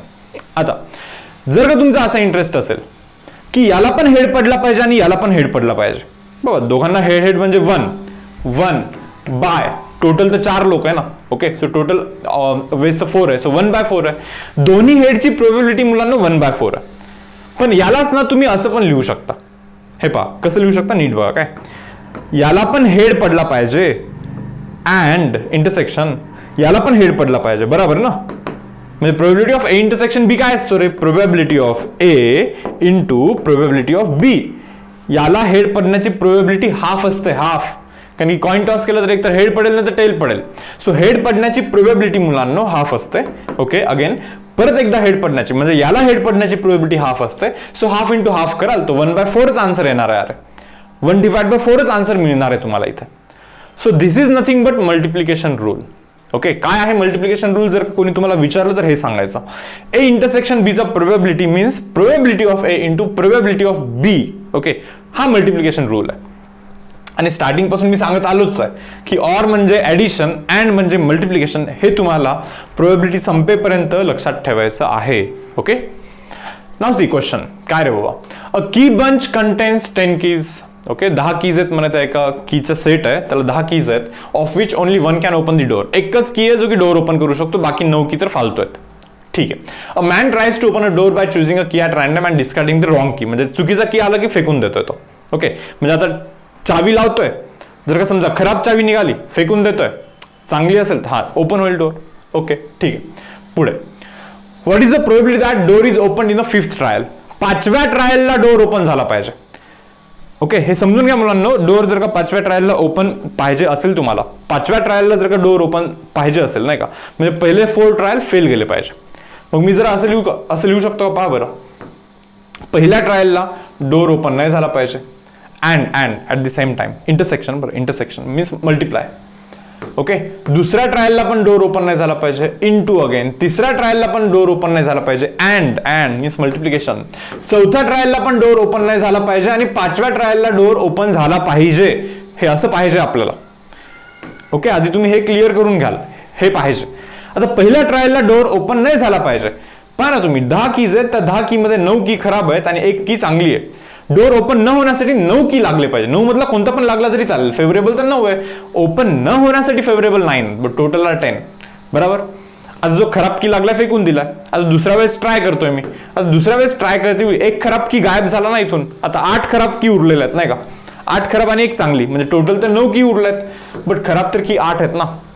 हे समजतं तुम्हाला. आता 2 की ट्राय केलं, खराब लागलं नाहीये, सो फेकून दिलं. आता 8च की बाकी आहेत. किती? 8च की बाकी आहेत आणि त्यात 7 खराब आहेत. बरोबर. म्हणजे तिसऱ्यांदा पण डोर ओपन नाही झाला पाहिजे, त्याची ही प्रोबॅबिलिटी आहे. इंटू चौथ्यांदा पण डोर ओपन नाही झाला पाहिजे. 3 की खराब आहेत, फेकून दिले. 7च की बाकी आहेत, बट त्यातले 6 खराब आहेत. सो डोर ओपन करायचं नाही, म्हणून वरती आपल्याला फेवरेबल मध्ये खराब की पाहिजे. आत्ता डोर ओपन झाला पाहिजे. आता सांगा तुम्ही, 4 की फेकून दिल्या, 6च की बाकी आहेत, सो टोटल वेजा 6. बरोबर. आणि आता इथे चांगली की लागली पाहिजे, कारण की डोर ओपन झाला पाहिजे. येस और नो. सो पहा, हे सर्व कॅन्सल होतं आणि आन्सर बनतो 1/10. आन्सर काय बनतो पहा मुलांनो, 1/10 हा आपला इथे आन्सर बनतो. येस और नो. सो ठीक आहे. इव्हन जर का 8व्या ट्रायलला जरी डोर ओपन करायचा असला असताना, ओके, सेम गोष्ट झाली असती, आन्सर परत 1/10च बनला असता. 8व्या ट्रायलला पण डोर ओपन होण्याची प्रोबॅबिलिटी 1/10च बनते. 1/10च बनते. करून पहा तुम्ही, हवं तर करून पहा, तुम्हाला समजेल. ओके, तर ठीक आहे यार, चलो जातोय पुढे मी. पहा काय, 3 event A, B, C try to hit a target simultaneously but independently. पहा नीट. 3 पर्सन आहे एका टार्गेटला हिट करण्याचा ट्राय करतात. ठीक आहे, इथे एक टार्गेट आहे. ओके, इथे आपला पर्सन ए आहे, इथे आपला पर्सन बी आहे, इथे आपला पर्सन सी आहे. तर एनी हिट करण्याची probability the respective probabilities of hitting a target. A hit करण्याचा प्रोबॅबिलिटी इज 3/4. बीनी हिट करण्याचा प्रोबॅबिलिटी इज 1/2. सीनी हिट करण्याचा प्रोबॅबिलिटी जो आहे ना तो आहे 5/8. हिट करण्याचा प्रोबॅबिलिटीवर मुलांना आता हिट करण्याचा असं असेल म्हणजे मिस करण्याचा म्हणजे हिट न करण्याचा प्रोबॅबिलिटी हा 1/4 असेल. 4 मधून 3 वेळेस हिट करतोय, अरे म्हणजे 1 वेळेस हिट नाही करतोय 4 मधून. सो हिट न करण्याचा प्रोबॅबिलिटी शुड बी 1/4. हिट न करण्याचा प्रोबॅबिलिटी इट शुड बी 1/2. 2 मधून 1 वेळेस हिट करतोय म्हणजे 1 वेळेस नाही करतोय, सिंपल. 8 मधून 5 वेळेस हिट करतोय. ओके, याचा असा अर्थ आहे की 3 वेळेस हिट नाही करत आहे, 3 वेळेस हिट नाही करत आहे, सिंपल. ठीक आहे, चलो. ओके, विचारतात काय, find probability that target is hit exactly by one of them. Target is hit exactly by one of them म्हणजे काय माहिती का, इथे करून दाखवतो पहा. Target is hit exactly by one of them म्हणजे फर्स्ट सबटाईप पहा, इथेच करतो first सबटाईप. Target is hit exactly by one of them म्हणजे एनी हिट केलाय अँड जरा इथे वापरू का तो इंटरसेक्शनचा सिम्बॉल पहा. एनी हिट केलाय अँड बीनी हिट नाही केला अँड सीनी पण हिट नाही केलं. हे समजलं तुम्हाला. Exactly by one of them म्हणजे कोणीतरी एकाने हिट केलं पाहिजे. ऑर इथे लिहितो ऑर काय रे भाऊ, ऑर काय, एनी हिट नाही केला इंटरसेक्शन, बीनी हिट केला इंटरसेक्शन, सीनी नाही केला, अगेन ऑर. एनी हिट नाही केला, ओके, इंटरसेक्शन, बीनी पण हिट नाही केला इंटरसेक्शन, सीनी हिट केला. समजतं का तुम्हाला. हे exactly by one of them कोणीतरी एकानेच मारलं पाहिजे एक्झॅक्टली टार्गेटला, त्याची प्रोबॅबिलिटी विचारतात. तर तेच तर हे. आता एक्झॅक्टली एकाने मारलं म्हणजे कोणी मारलं पाहिजे. एनी मारलं तरी चालेल, मग बी सीनी नाही मारलं पाहिजे. बीनी मारलं तर चालेल बट ए सीनी नाही मारलं पाहिजे. सीनी मारलं तर चालेल बट ए बीनी नाही मारलं पाहिजे. आणि आत्ता शिकला आपण इंटरसेक्शन मीन्स इंटू करायचं असतं, and means into. Probability of A intersection B is P of A into P of B. हाच तर मल्टिप्लिकेशन रूल आहे आपला, बरोबर. सो पहा बरं हे काय बनतं, पी ऑफ ए. याला तुम्ही डायरेक्टली असं पण लिहू शकता. बरं हे इतकं लिहिण्याऐवजी तुम्ही डायरेक्टली असं समजायचं रे, एनी हिट केलाय अँड बीनी हिट नाही केला म्हणून मल्टिप्लाय, बीनी हिट नाही केलाय इंटू सीनी पण हिट नाही केलाय. Or stands for addition. Any hit नाही केलाय मुलांना, एनी हिट नाही केलाय इंटू बीनी हिट केलाय इंटू सीनी हिट नाही केलाय, अरे सीनी हिट नाही केलाय. Again that or stands for addition. Any hit नाही केलाय, बीनी पण हिट नाही केलाय, बीनी पण मुलांना हिट नाही केलाय, ओके. आणि सीनी हिट केलंय, अरे सीनी हिट केलेलं आहे नाही का. तर या सर्वांच्या व्हॅल्यू जर का तुम्ही टाकाल, एनी हिट करण्याची probability is 3/4. Okay, 3/4 into Bini hit न करण्याची प्रोबॅबिलिटी इज 1/2 इंटू सीनी हिट न करण्याचा probability is 3/8 plus any hit न करण्याचा प्रोबॅबिलिटी इज 1/4. बीनी हिट करण्याचा प्रोबॅबिलिटी इज 1/2. सीनी हिट न करण्याचा प्रोबॅबिलिटी इज 3/8. और means again addition. Any hit न करण्याचा प्रोबॅबिलिटी इज 1/4. बीनी पण न करण्याचा प्रोबॅबिलिटी 1/2. सीनी हिट करण्याचा प्रोबॅबिलिटी इज 5/8.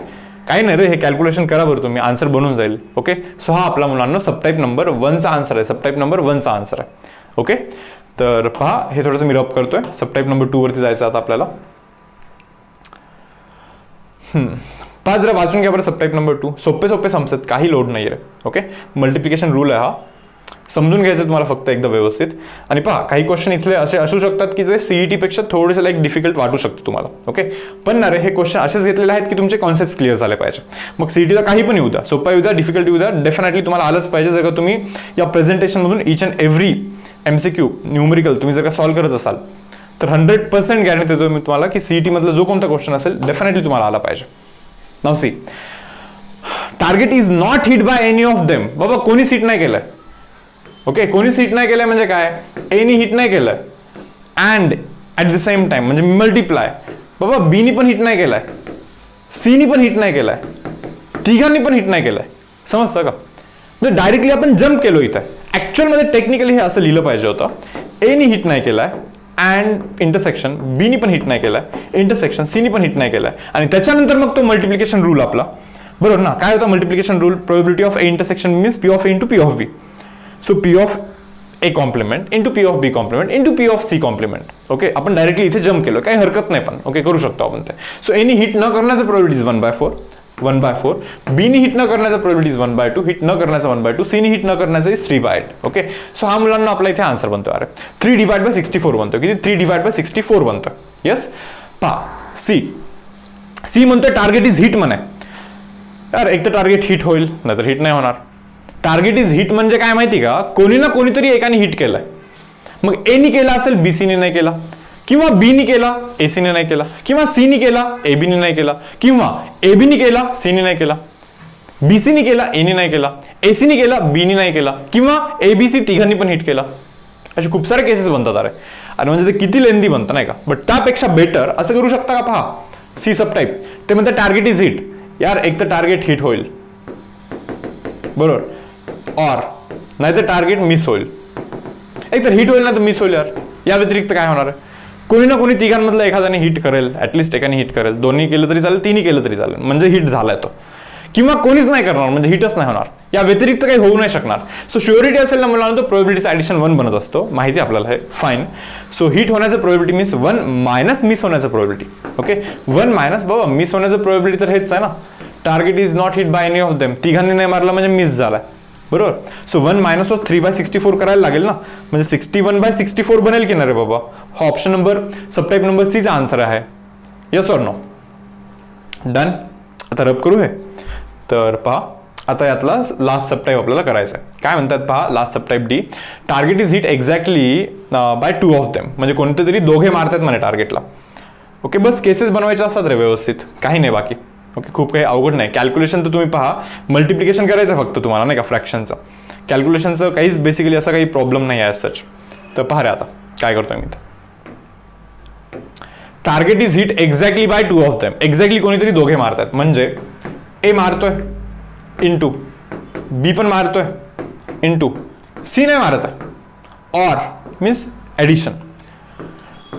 ए मारतोय बी ने मारत आहे अरे, बट सी मारतोय, और मीन्स अगेन ॲडिशन.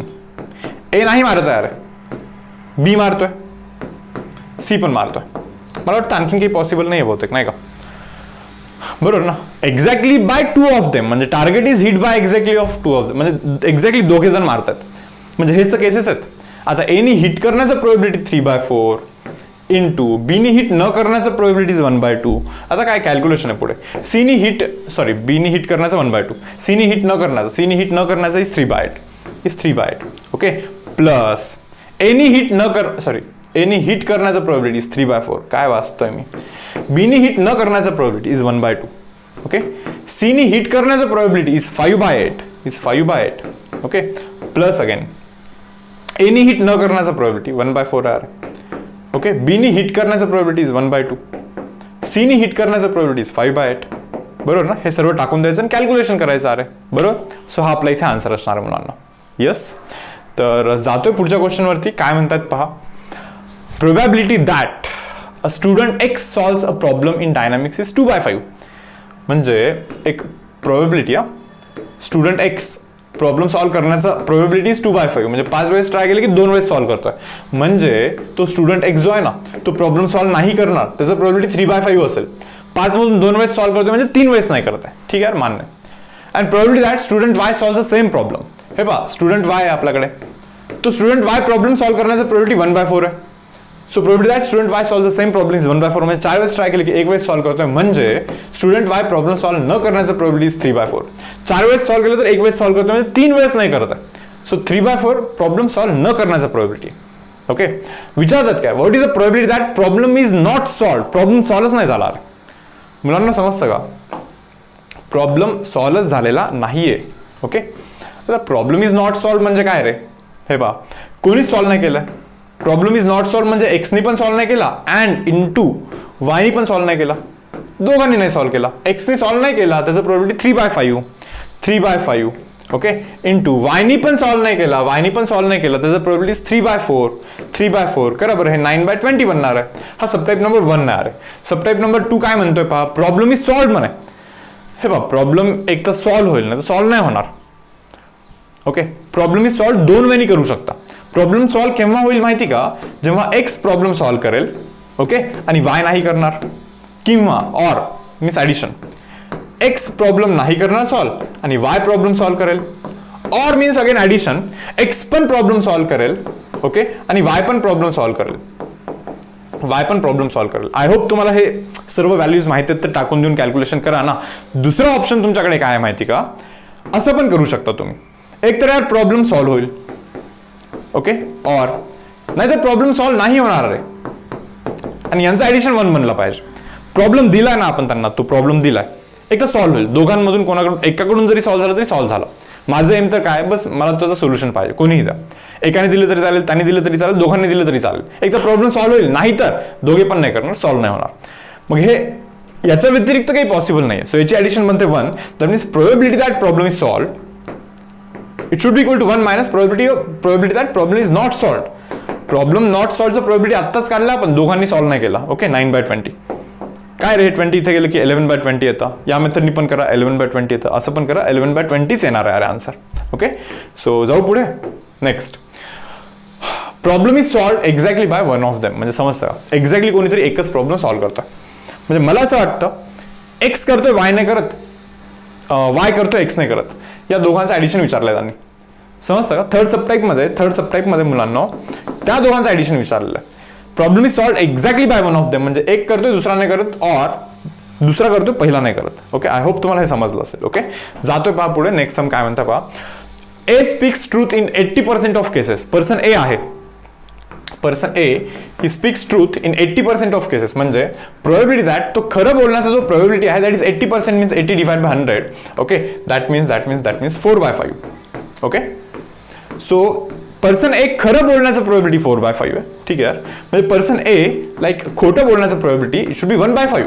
5 वेळेस बोलला तर 4 वेळेस खरं बोलतोय, म्हणजे 1 वेळेस खोटं बोलतोय. यस, मी म्हणलं ठीक आहे यार, चलो. आता पर्सन बी आहे पहा. Person B speaks truth in 60% of cases. म्हणजे पर्सन बी जो आहे, एक काम करतो, पर्सन बीला जरा कलर दुसरा देतो, नाही का, उगीच जास्त कन्फ्युजन नको. ओके, यस, पहा रे, पर्सन बी आहे आपल्याकडे यार, इथे पर्सन बी आहे बरोबर. Probability that person B speaks truth 60% आहे, म्हणजे 60 divide by 100. 0 will get cancel, so 3/5 बनणार की नाही. म्हणजे 5 वेळेस बोललो तर 3 वेळेस खरं बोलतोय. 5 वेळेस जर का बोलला तर 3 वेळेस खरं बोलतोय, म्हणजे 2 वेळेस खोटं बोलतोय. म्हणजे पर्सन बी खोटं बोलण्याचा प्रोबॅबिलिटी इज 2/5. बरोबर आहे. आता विचारलं काय जरा बघूया. Find the probability that they contradict each other in narrating an incident. म्हणजे कोणत्या तरी एका इन्सिडेंट बद्दल ते सांगतात आणि ते एकमेकांनाच कॉन्ट्राडिक्ट करतात, एकमेकांच्याच विरोधात बोलतात. म्हणजे असं असेल मे बी काहीतरी एक इन्सिडेंट झालाय, बरोबर, एकमेकांना कॉन्ट्राडिक्ट केव्हा करतील माहिती का, जेव्हा ए खरं बोलत असेल आणि बी खोटं बोलत असेल. ऑर ए खोटं बोलेल नाही तर बी खरं बोलेल. समजलं तुम्हाला? बरोबर. आता तुम्ही असं म्हणाल की दोघे खोटं बोलले तर, दोघे खोटं बोलत असेल तर यार लाईक ते एकमेकांना सपोर्ट करतात ना. तुम्ही म्हणाल वेगवेगळं खोटं बोलले तर नाही, तितकं कन्सिडर नाही करताय आपण. ओके, हे तुम्हाला इथे प्लीज समजून घ्यायचं आहे. ओके, तर पहा काय, ते एकमेकांना कॉन्ट्राडिक्ट केव्हा करतील, जेव्हा पर्सन ए खरं बोलतोय आणि पर्सन बी खोटं बोलतोय. Or means addition. Okay, person A खोटं बोलतोय आणि पर्सन बी लाईक खरं बोलतोय. बरोबर ना. सो पर्सन ए खरं बोलण्याची प्रोबॅबिलिटी काय रे बाबा, पर्सन ए खरं बोलण्याची प्रोबॅबिलिटी 4/5 इंटू पर्सन बी खोटं बोलण्याची probability 2/5. Or means addition. Person A खोटं बोलण्याचं प्रोबॅबिलिटी 1/5 इंटू पर्सन बी खरं बोलण्याचं प्रोबॅबिलिटी, पर्सन बी खरं बोलण्याचं probability 3/5. So guys answer should B this 8/25 plus 3/25. 8 plus 3 is 11/25. So answer should B guys 11 divide by 25. 11 divide by 25 मुलांना हा आपला इथे आन्सर बनला पाहिजे. यस, तर पहा जातोय पुढे. नेक्स्ट सम काय पहा रे, काय probability that a man who is 45 years old. Okay, 45 वर्षाचा माणूस आहे. ओके, 45 yearsचा तो पर्सन आहे. Okay, and he will be alive till he becomes 70. Okay, म्हणजे 45 पासून 70 पर्यंत तो जिवंत राहण्याचा प्रोबॅबिलिटी हा 5/12 आहे. म्हणजे 45 to 70 मध्ये कधीतरी डेथ होईल त्याची प्रोबॅबिलिटी ही 7/12 असणार आहे. म्हणजे आउट ऑफ 12 5 टाइम्स लाईक तो सक्सेसफुली जिवंत राहतो. म्हणजे 7 वेळेस तो मरतो, नाही का, म्हणजे 12 मध्ये 7 वेळेस तो मरतो. हे असं तुम्हाला समजून घ्यायचं इथे. ओके, आता त्याच्या वाईफ बद्दल पण बोलतात ते. Probability that his wife who is 40 years old, नाही का, मग त्याची वाईफ 40 yearsची आहे आणि ती 65 years होईल 25 वर्षामध्ये, आणि ती जिवंत राहण्याची प्रोबॅबिलिटी, अलाइव्ह राहण्याची probability 3/8. That means probability that 40 to 65 मध्ये तिचा डेथ होईल याचं प्रोबॅबिलिटी 8 मध्ये 3 वेळेस राहते, म्हणजे 5 वेळेस लाईक तिची डेथ होते. ओके, हे असं असेल, 5/8 असणार आहे. Yes. So what is the probability that 25 years hence, म्हणजे इथून पुढे 25 वर्षानंतर, म्हणजे इथून पुढे 25 वर्षानंतर म्हणजे हा 70चा होईल आणि हा 65ची होईल, बरोबर. So what is the probability that 25 years hence, म्हणजे इथून पुढे 25 वर्षानंतर कपल विल बी अलाइव्ह. मला समजतं का, couple will be alive means दोघे पण जिवंत आहे, मीन्स हजबंड पण जिवंत आहे, अँड मीन्स इंटू वाईफ पण जिवंत आहे. ओके, सो हजबंड अलाइव्ह राहण्याचा probability 5/12. At the same time wife जिवंत राहण्याचा probability 3/8. So answer should B 15 divided by 120. 15 divided by 120 नाही, 96. यस. सबटाईप नंबर बी पहा काय, exactly one of them will be alive. दोघांमधलं कोणीतरी एकच जिवंत आहे, नाही का. दॅट मीन्स हजबंड जिवंत असेल, वाईफचा डेथ होईल. आता मी हे करून नाही दाखवणार कॅल्क्युलेशन. ऑर हजबंडचा डेथ होईल किंवा वाईफ जिवंत असणार आहे. कॅल्क्युलेशन करा अरे तुम्ही फक्त. ओके, ऑप्शन सी काय, none of them will be alive means husband पण dead, okay, wife is also dead. And option number D, subtype number D जो आहे तो काय म्हणताय, at least one of them will be alive. At least one of them will be alive. दोघांमध्ये कोणीतरी एकतरी जिवंत आहे, म्हणजे काय, हजबंड जिवंत आहे, okay, wife dead, or means addition. Okay, husband dead and wife alive, or means again addition. Husband is alive, wife is also alive. At least one of them will be alive means एक तरी like husband जिवंत किंवा wife जिवंत, दोघे पण जिवंत असतील तरी चालेल. At least one of them will be alive means both alive असेल तरी काही इश्यू नाही आहे. ओके, सो कॅल्क्युलेशन तुम्हाला ते करायचं फक्त तिथे. Okay, now see guys, this is conditional probability. Okay, काय असतं कंडिशनल प्रोबॅबिलिटी एक्झॅक्टली, एक कंडिशन दिलेली असते, फक्त सिम्पलची एक कंडिशन दिलेली असते आणि त्या कंडिशनला कन्सिडर करून तुम्हाला प्रोबॅबिलिटीचा व्हॅल्यू फाइंड करायचा असतो. एक एक्झाम्पल मी तुम्हाला इथे देतोय कंडिशनचा, नाही का. हा नाही, एक दुसरं पहिले आधी एक एक्झाम्पल देतो, पहा का कशाबद्दल बोलतोय. समजा अरे की एक डाय थ्रो करतोय आपण, बरोबर ना. तर डाय थ्रो केल्यानंतर तुम्हालाही माहिती आहे काय पडतं, 1 2 3 4 5 6, 1 2 3 4 5 6 या गोष्टी पडतात यार. डाय थ्रो केल्यानंतर 1 2 3 4 5 6 असं पडणार आहे आपण. ठीक आहे यार, चलो ओके. समजा जर का मी तुम्हाला विचारलं, ओके, सांग बाबा what is the probability of getting even number. Even number पडण्याचं प्रोबॅबिलिटी काय आहे, किंवा ठीक आहे थोडंसं चेंज करतो मी क्वेश्चनला. What is the probability of getting 4. मुलांनो, प्रोबॅबिलिटी ऑफ गेटिंग 4 काय रे, 4 तर यार एकच तर वे पडण्याचा, but total ways 6. So favourable तर एकच आहे, टोटल वेज 6. सो 4 पडण्याचा प्रोबॅबिलिटी इज 1/6. ओके फाईन, हे तर नॉर्मल प्रोबॅबिलिटी झाली. ओके, समजा जर का तुमचा कोणीतरी एक फ्रेंड आहे, ते डाय थ्रो केल्यानंतर काहीतरी पडलंय आणि तो बघतोय की काय पडलंय आणि तो तुम्हाला हिंट देतोय, इव्हन नंबर पडलाय. काय इव्हन नंबर पडलाय असं तो तुम्हाला हिंट देतोय. आता इव्हन नंबर पडलाय असं ज्यावेळेस म्हणलाच आणि मग मला समजतं की 2 4 नाही 6 पडलाय, अरे म्हणजे 4 पडण्याचे चान्सेस वाढले, बरोबर ना. मग काहीतरी चेंज करायला लागली त्या आन्सरमध्ये. सो आत्ता पर्टिक्युलर केसमध्ये 4 पडण्याचं probability it should be equal to, ज्यावेळेस तो मला सांगतो की इव्हन नंबर पडलाय, सो मी असं विचार करतो की हा ऑड नंबर जो आहे ना याला मी कॅन्सल करून टाकेन. मग आता माझं सॅम्पल स्पेस फक्त या तिघांचाच आहे, कारण की या तिघांमधलंच एक काहीतरी पडलाय ना. ऑड नंबर पडलाच नाही, सो आपल्या डोक्यातल्या सॅम्पल्समधून हे तिघे गेले. ओके, सो हे 3च राहतात फक्त. So guys, total number of ways are 3 here, but favourable way 4 पडण्याचा फेवरेबल वे 1च आहे. So probability of getting 4 is 1/3 in case of that condition. नाही होती कंडिशन आली तर 1/3 आहे. ती कंडिशन जर का कोणी इंट्रोड्यूस केली तर मुलांनो 4 पडण्याचा जो प्रोबॅबिलिटी आहे, 4 पडण्याचा जो प्रोबॅबिलिटी आहे तो आहे पहा 1/3 आहे. यस, तर याला बोलतो आपण कंडिशनल प्रोबॅबिलिटी. तुम्हाला एक आणखीन एक एक्झाम्पल सांगतो.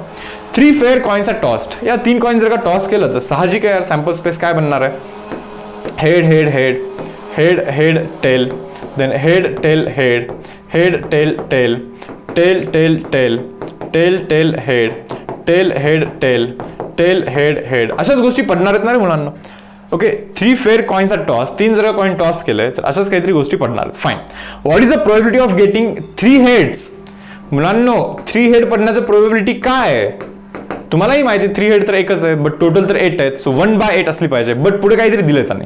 What is the probability of getting 3 heads given that at least 2 coins show head म्हणे. म्हणजे 2 कॉइन वरती हेड आहे हे फिक्स आहे म्हणे. मग 3 कॉइन टॉस केल्यानंतर 2 कॉइन वरती हेड आहे हे फिक्स आहे.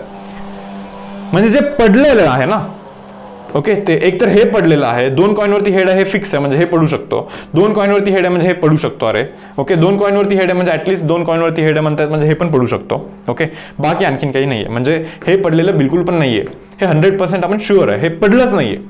सो आपला जो सॅम्पल स्पेस आहे तो फक्त 4 आहे रे, या 4 मधलंच एक कोणीतरी पडलाय बरोबर. आणि त्याच्यामध्ये आपल्याला हे पाहिजे की यार 3 हेड पडण्याची probability, that means favourable way is 1 and total ways R 4. So 3 head पडण्याचं प्रोबॅबिलिटी गाईज इट इज 1/4. याला बोलतो आपण कंडिशनल प्रोबॅबिलिटी. काहीतरी कंडिशन इथे अशी इंट्रोड्यूस केलेली असते. ओके, तर फार बिलकुल पण काही अवघड नाही आहे, जे आपण आतापर्यंत केलं तेच करायचं, फक्त एक हिंट दिलेली इतकंच आहे फक्त, नाही का. आज जसं पहा इथे काय म्हणतात ते, 1 ticket is selected at random from 50 tickets मध्ये 50 तिकीट मधून एक तिकीट सिलेक्ट केलं यार. नंबर कसं नंबर केलेत पहा, 00, 01, 02, 03, 04, 05, 06, 07, 08. Okay, 09, then 10. Okay, then 11, 12, 13 up to 20. Then 21, 22 up to 30. Then 31, 32 up to 40. And then 41, 42 up to 49. 50 नाही आहे बरं, 50 नाही आहे मुलांना, 49 पर्यंत हे सर्व विषय. ओके, चलो बघूया आता काय म्हणतात ते. So 1 ticket is selected at random from 50 tickets मध्ये 50 तिकीट म्हणून एक तिकीट काढलाय म्हणे, ठीक आहे चलो okay. Then what is the probability that sum of digits on the selected ticket is 8. Sum 8 असण्याची प्रोबॅबिलिटी काय. हे पहा, मला एक गोष्ट समजते की टोटल वेज जे आहेत तिकीट काढण्याचे ते 50 आहेत, कारण की 50 तिकीट आहेत बरोबर ना. सो यार एक तिकीट कोणतं तरी काढलं, इथे ठेवलाय मी, इथे ठेवलाय, मग कोणीतरी बघतोय हे तिकीट काय आहे आणि तो तुम्हाला हिंट देतोय. हिंट काय देतोय पहा, given that product of this digits is 0 म्हणे, म्हणजे जो तिकीट काढलाय ना बरोबर, ते जे 2 डिजिट्स असतात ना, 2 डिजिट असतात ना, त्यांचा प्रोडक्ट 0 असे तुम्हाला हिंट देतात ते. म्हणजे तुमच्या डोक्यात असं आलं पाहिजे की हे जे तिकीट काढलंय ना ते तिकीट बहुतेक हे असेल, हे पहा ना प्रोडक्ट 0 इथेच बनतोय ना, प्रोडक्ट 0 इथेच बनतोय ना, समजतं तुम्हाला हे बरोबर. प्रोडक्ट 0 बनणारे हे लोक आहेत फक्त, किती आहेत हे, किती टोटल, हे बहुतेक 11 आहेत, 12, 13, 14, 15 लोक आहेत. पहा ना 1, 2, 3, 4, 5, 6, 7, 8, 9, 10, 11, 12, 13, 14, 15. म्हणजे जो तिकीट आलाय ना त्या 15 मधून कोणता तरी तिकीट आलाय, कारण की यांनी हिंट दिलाय, given that product of this 2 digits is 0 म्हणे, प्रोडक्ट 0 इथेच होऊ शकतो. ओके, सो आपल्यासाठी सॅम्पल स्पेस हाच आहे आता, कारण की हे काही पडलंच नाही, हे 100% शुअर आहे. सो हे सॅम्पल स्पेस इज 15. बट विचारतात काय, then what is the probability that sum of digits on the selected ticket is 8. sum 8 असण्याची probability given that product is 0. sum 8 असण्याची probability, sum 8 असण्याची favorable ways एकच आहे फक्त, sum 8 इथेच आहे फक्त, बाकी कुठेच sum 8 नाहीये.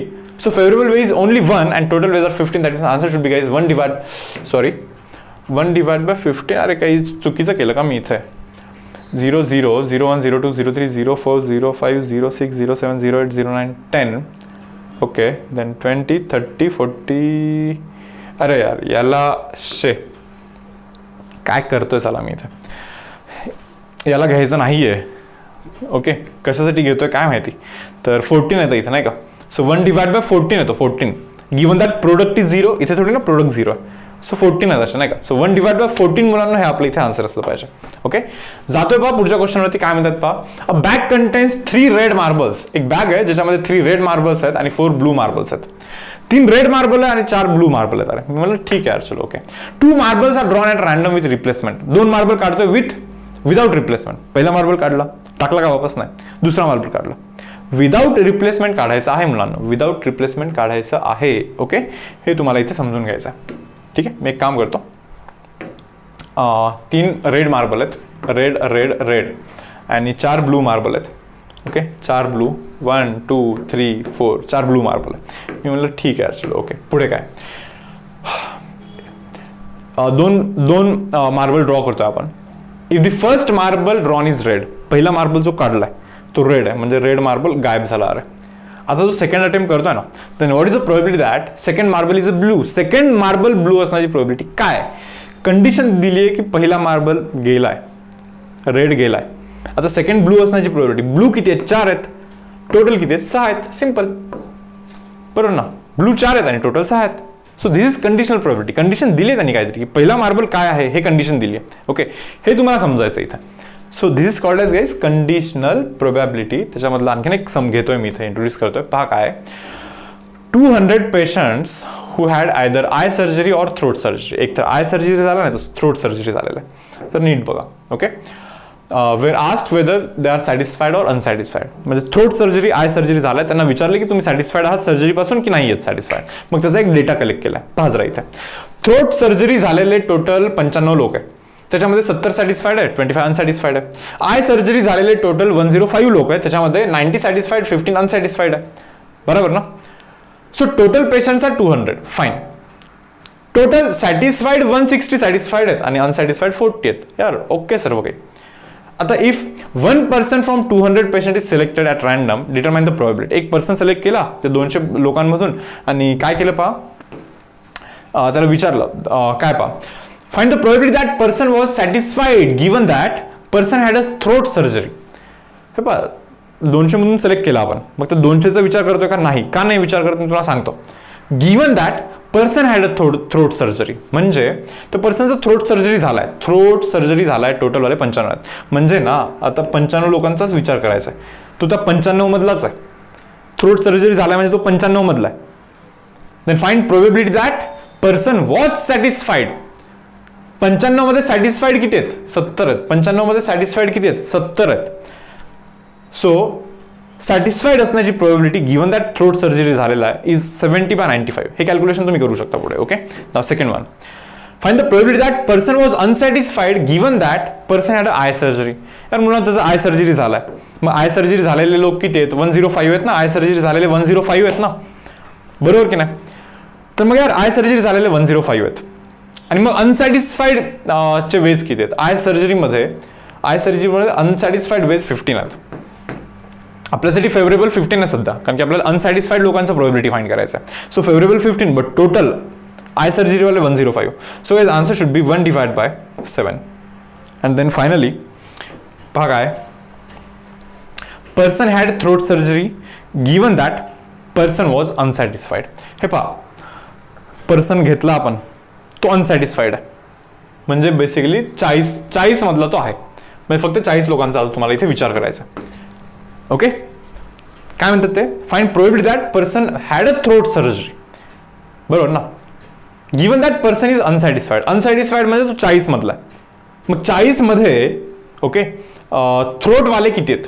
25 आहेत. ओके, 40 मध्ये थ्रोट वाले फेवरेबल 25 आहेत, कारण की आपल्याला थ्रोट सर्जरी वाला पर्सनची प्रोबॅबिलिटी काढायची.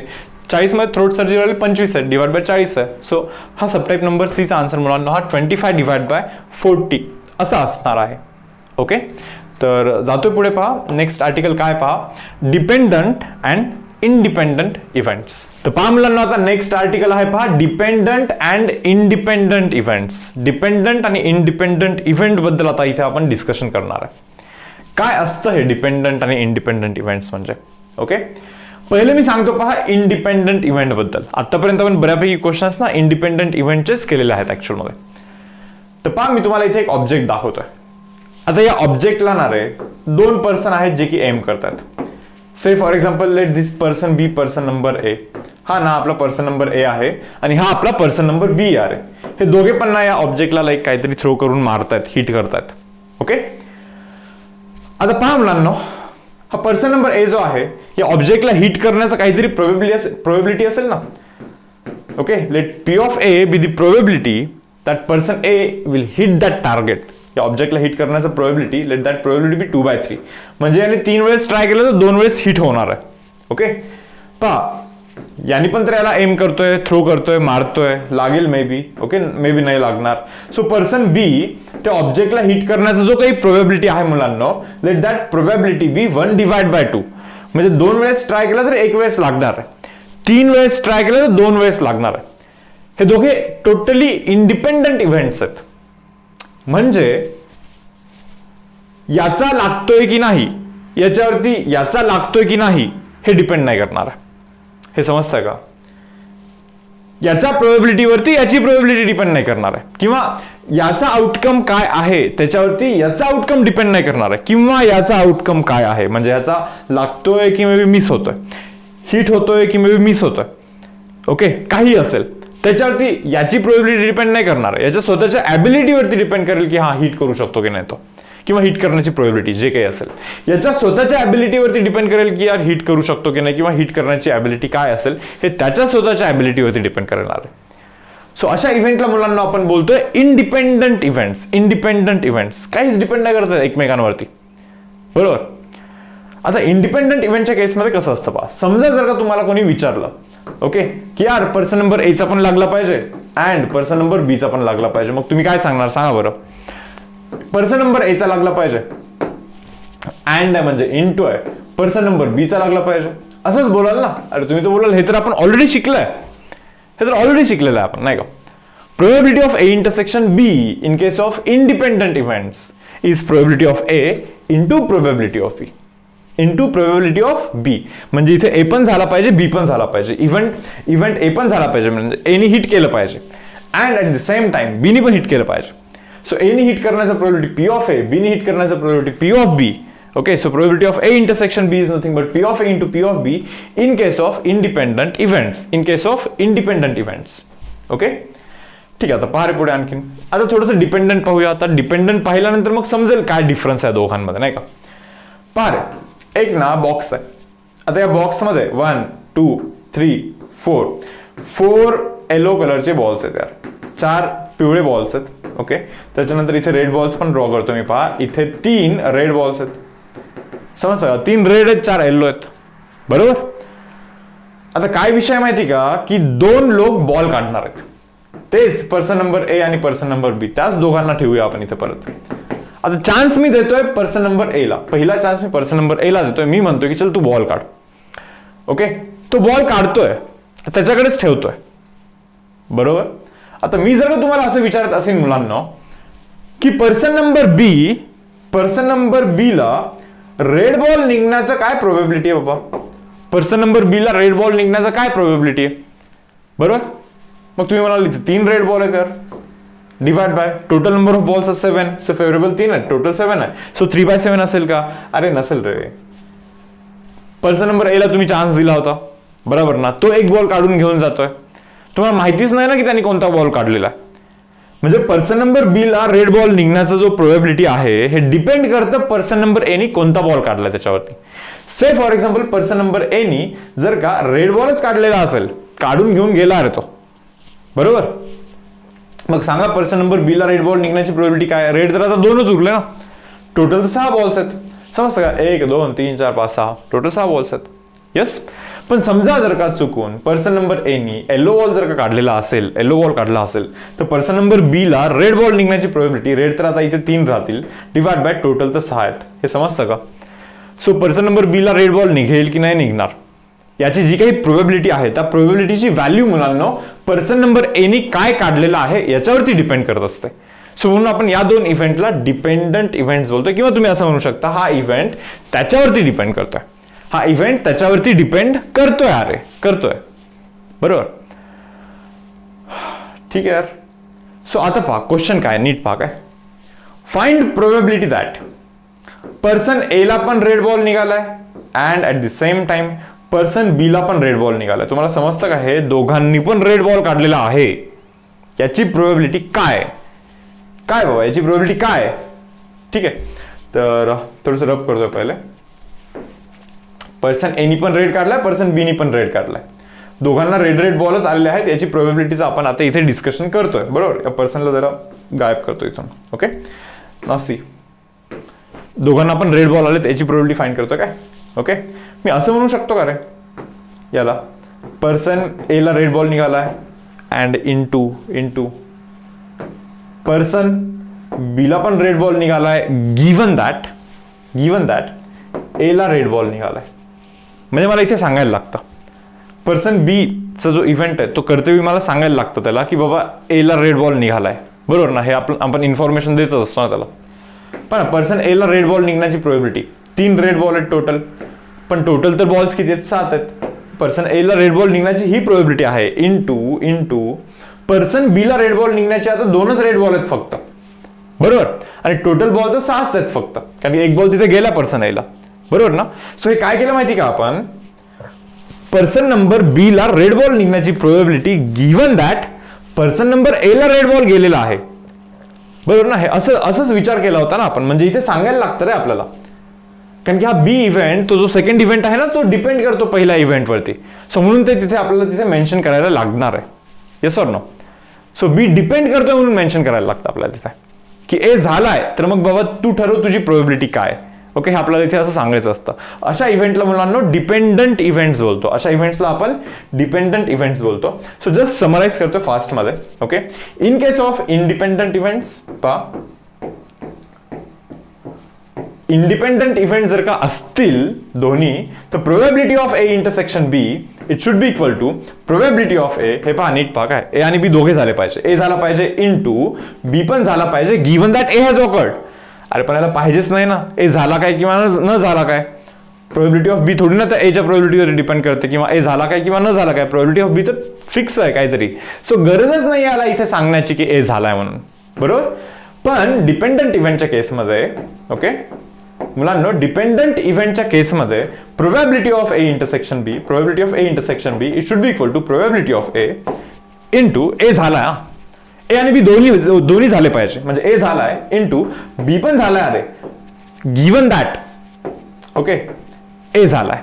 So probability of A intersection B means A झाला पाहिजे, एची प्रोबॅबिलिटी इनटू बी होण्याची probability given that A has already occurred. हे आपल्या बीला सांगायला लागतं की बाबा ए झालाय, तर आता तुझी सांग प्रोबॅबिलिटी काय, तू होण्याची प्रोबॅबिलिटी काय. ओके, सो म्हणून आपल्याला हे असं लिहायला लागतं. Yes students. सो हा एक बेसिक डिफरन्स तुम्हाला इथे समजून घ्यायचा. डिपेंडंट इव्हेंटच्या केसमध्ये असा फॉर्म्युला लिहित असतो आपण, सॉरी इंडिपेंडंट इव्हेंटच्या केसमध्ये, आणि डिपेंडंट इव्हेंटच्या केसमध्ये हा असा फॉर्म्युला लिहित असतो. बरोबर. याला तुम्ही असं पण लिहू शकता.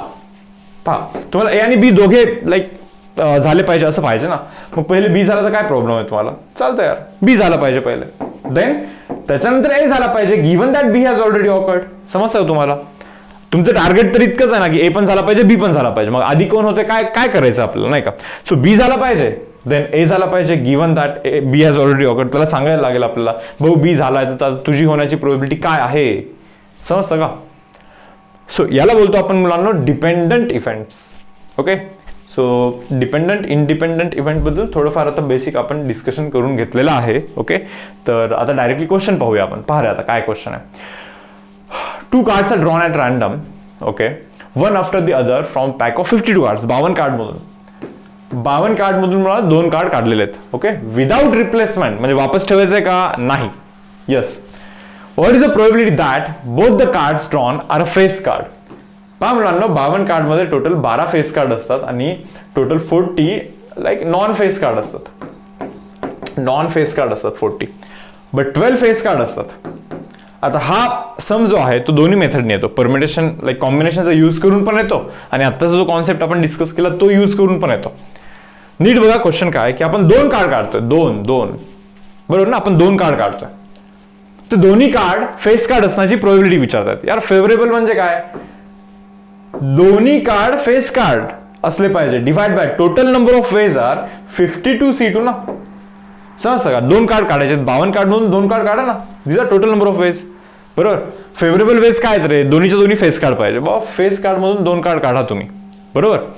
तर पहा मुलांना, हे काय आहे माहिती का एक्झॅक्टली, हे कॉम्बिनेशनचा यूज केला. आणि कॉम्बिनेशनचा यूज तेव्हाच करू शकतो जेव्हा रिप्लेसमेंट नाहीये. विदाउट रिप्लेसमेंट असेल तर कॉम्बिनेशन यूज करू शकतो. आता 12C2 जर का तुम्ही कराल मुलांना, तुम्हाला समजेल हे 12 × 11 हे कॅल्क्युलेशन कराल तर हे तुम्हाला असं समजेल. पहा तुम्ही हवं तर करून. ओके, आता याला मी काय लिहितोय जरा नीट पहा. काय हे जे आहे ना, हे आपला आन्सर आहे इथे. ओके, हा आन्सर मी असं दुसऱ्या वेनी पण काढू शकतो. कसा पहा. आता बाबा 2 कार्ड काढायचे, मग मी असं लिहू का इथे, पहिला कार्ड, ओके फर्स्ट कार्ड पण ना फेस कार्ड आला पाहिजे, and at the same time second card पण मुलांना फेस कार्ड आला पाहिजे. Yes or no. करेक्ट ना. So probability of A intersection B is probability of A simple into probability of B given that A has already occurred. बरोबर. मग पहा मी असं लिहू शकतो का इथे, पहिला कार्ड फेस कार्ड आला पाहिजे. टोटल 12 कार्ड आहेत रे बाबा, टोटल 12 कार्ड आहेत. फेस कार्ड येण्याची प्रोबॅबिलिटी इज 12/52 ना. पहिला कार्ड काढायला जातोय मी, 12 फेस कार्ड, फेवरेबल वेज 12 आहेत, टोटल वेज आहे 52 इंटू सेकंड कार्ड पण फेस कार्ड आला पाहिजे. गिव्हन दॅट पहिलं जर फेस कार्ड आलेला आहे सो एक फेस कार्ड गेलाय, म्हणजे आता उरले फक्त 11 फेस कार्ड, बट टोटल तर 51च कार्ड उरले ना, कारण की एक कार्ड ऑलरेडी गेलाय पहिल्या अटेम्प्ट मध्ये. सो हेच त्याचा आन्सर आहे. अरे तेच तर आन्सर आहे त्याचा, बरोबर. दोन्ही गोष्टी सेम आहेत, टोटली सेम आहेत. येस स्टुडंट्स, तर हा होता आपला फर्स्ट सम, क्वेश्चन नंबर 1. जातोय जरा पुढे, बघा हे काय काही समजतं का पहा बरं जरा. एचा प्रोबॅबिलिटी दिला आहे, बीचा प्रोबॅबिलिटी दिला आहे, ए युनियन बीचा पण प्रोबॅबिलिटी दिला आहे. मग हे काहीतरी विचारतात आला असं नाही का. तर जरा हे बघून समजतं मला, A union B, P of A, P of B, बहुतेक इंटरसेक्शन फाइंड करायचं आहे बहुतेक इथे नाही का. तर असं डायरेक्टली विचारलं तर नाही की इंटरसेक्शन फाइंड करा, पण हे 3 गोष्टी दिल्या म्हणजे ॲडिशन थेरम यूज करायचं तुम्हाला. म्हणजे पार मी इथे असं लिहू शकतो का, probability of A union B can be written as probability of A, okay, plus probability of B, okay, काय झालं रे बाबा, minus of probability of A intersection B. Yes students, असं डेफिनेटली लिहू शकतो. अरे ओके, तर पहा, ए युनियन बीचा प्रोबॅबिलिटी मुलांना 3/5 आहे, and that is equal to probability of A is 3/10, okay, plus probability of B जो आहे तो आहे 2/5 minus probability of A intersection B जो आहे, ओके, तो तर माहित नाही यार, तोच तर आपण काढतोय आता जरा इथं नाही का. तर पहा, हे जातं इकडे, हे येतं इकडे, हे असं सिम्प्लिफाय करायला you will get probability of A intersection B. A intersection बीचा मुलांना प्रोबॅबिलिटी 1/10 मिळणार आहे तुम्हाला, 1/10 मिळणार आहे. करून पहा तुम्ही सिम्प्लिफिकेशन. तुम्ही म्हणाल हे इंटरसेक्शन बी कशाला काढलं बाबा, कशासाठी काढलं असेल, ओके, बघूया जरा. मी इथे जरा असं लिहू शकतो का रे, probability of A intersection B is equal to probability of A झाला पाहिजे इंटू बी झाला पाहिजे given that A has already awkward.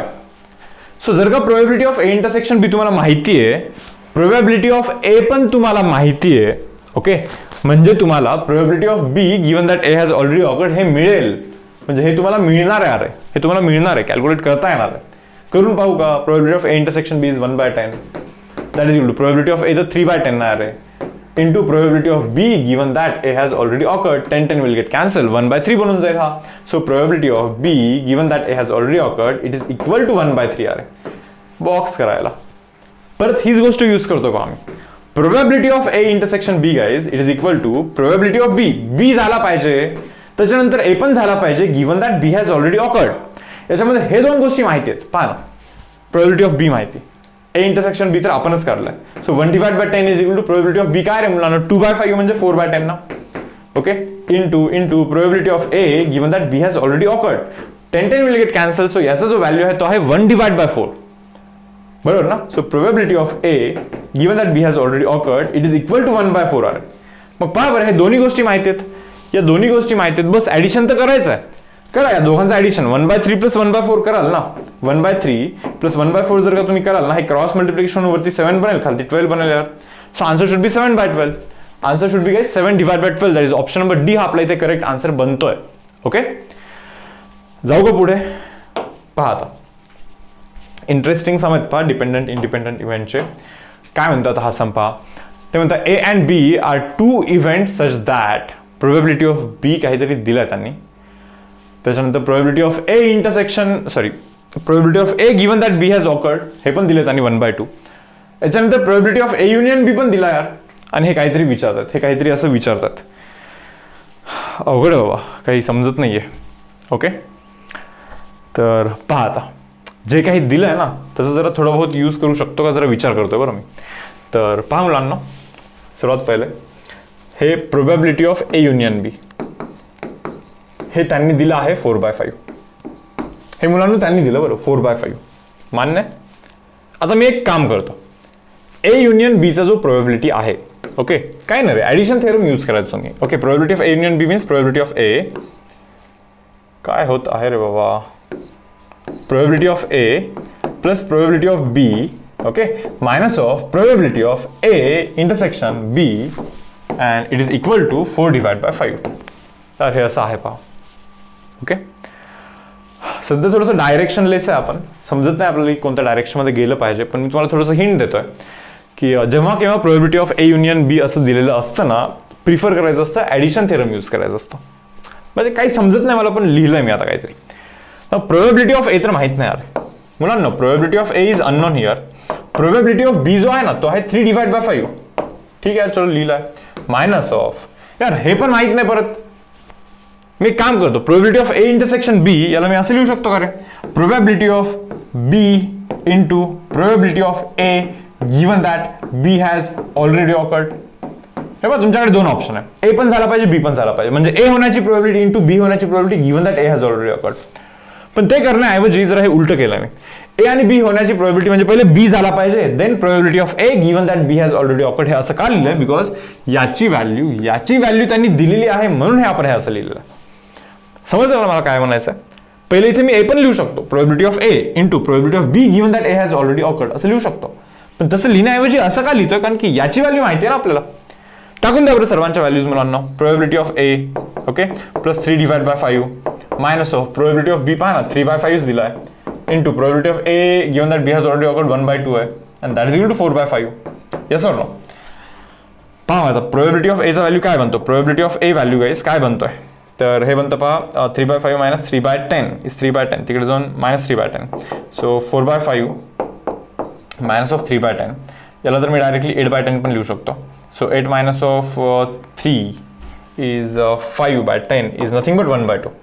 मुलांनो प्रोबॅबिलिटी ऑफ ए हा 1/2 बनतोय, म्हणजे ए होण्याची प्रोबॅबिलिटी जी काही आहे ना तर ती 1/2 आहे. ए होण्याची प्रोबॅबिलिटी इज 1/2 आहे. काम संपलंय का, नाही. आपल्याला हे फाइंड करायचं, आपल्याला फाइंड करायचं probability of B given that A has already occurred. याची प्रोबॅबिलिटी मुलांना आपल्याला इथे फाइंड करायची. पाहता जेव्हा केव्हा अशा गोष्टींची प्रोबॅबिलिटी फाइंड करायची असते, अशी फाइंड करायची असते प्रोबॅबिलिटी. मी जरा विचार करतो यार, probability of A okay intersection B काय झालं अरे, एक मिनिट काय म्हणणार ना, माहीत नाही, काहीतरी थोडंसं प्रॉब्लेम झाला इथे, काहीतरी एरर आला. ओके बट ठीक आहे चलो समजून घ्या please. Okay probability of A intersection B is probability of A into probability of B given that A has already occurred. बरोबर ना. आता मी काय म्हणतोय, समजा तुम्हाला याची व्हॅल्यू फाइंड करायची असेल ओके, हे केव्हा येत असतं माहिती का, ही गोष्ट केव्हा येत असते माहिती, जेव्हा या दोघांमध्ये इंटरसेक्शन केलं तर येत असतं, या दोघांमध्ये इंटरसेक्शन केलं तर हे येत असतं. म्हणजे हे आणण्यासाठी या दोघांमध्ये इंटरसेक्शन करायला लागणार आहे. समजतं का, त्या दोघांमध्ये मुलांना इंटरसेक्शन करायला लागेल. हे पहा प्रोबॅबिलिटी ऑफ ए 1/2 हा, इतकं लक्षात ठेवतो. आता बाकी सर्व अख्खच्या अख्खं रब करतो यार. ओके काय झालं अरे, काहीतरी प्रॉब्लेम दिसतो इथे. ओके एक मिनिट, हा सम एकदा करून घेतोय मी. ओके त्याच्यानंतर पाहूया काय इश्यू आहे. तर पाहता मुलांना, या दोघांमध्ये तुम्हाला इंटरसेक्शन करायचं आधी हे क्लिअर करून घ्याल. म्हणजे मी काय करीन पहा, probability of A complement intersection B असं लिहीन and that is equal to probability of A complement into probability of B given that A complement has already occurred. या दोघांमध्ये इंटरसेक्शन हा पण झाला पाहिजे, हा पण झाला पाहिजे, हा होण्याची प्रोबॅबिलिटी इंटू हा होण्याची प्रोबॅबिलिटी गिवन दॅट तो पहिला ऑलरेडी झालेला आहे. तो पहिला झाला असेल तर मग तो दुसरा होण्याची प्रोबॅबिलिटी काय. बरोबर. तर मग आता पहा, तुम्ही म्हणणार हे काय. ओके एक काम करतो, जरा कलर चेंज करतोय. हे काय यार आहे, याची व्हॅल्यूज तर माहित नाहीये यार, हे काहीतरी जादूच होत आहे नाही का मध्येच. हे काय आहे याची व्हॅल्यू आपल्याला माहितीच नाही यार. सो जरा पहा, मी असं करू शकतो का. अरे भाऊ काय विषय, टेन्शन देतो हा तर मला. आता घ्या इथे करू. पहा काय, याची व्हॅल्यू आपल्याला फाइंड करायची ना मुलांना. बरोबर. तर इथे पहा ए आणि बी. ए कॉम्प्लिमेंट म्हणजे काय, ए सोडून सर्व बाबा. समजतं का, हे ए सोडून सर्व काय दिस ए कॉम्प्लिमेंट. हा ए बरं, ए कॉम्प्लिमेंट म्हणजे हा. बरोबर. ए कॉम्प्लिमेंट इंटरसेक्शन बी.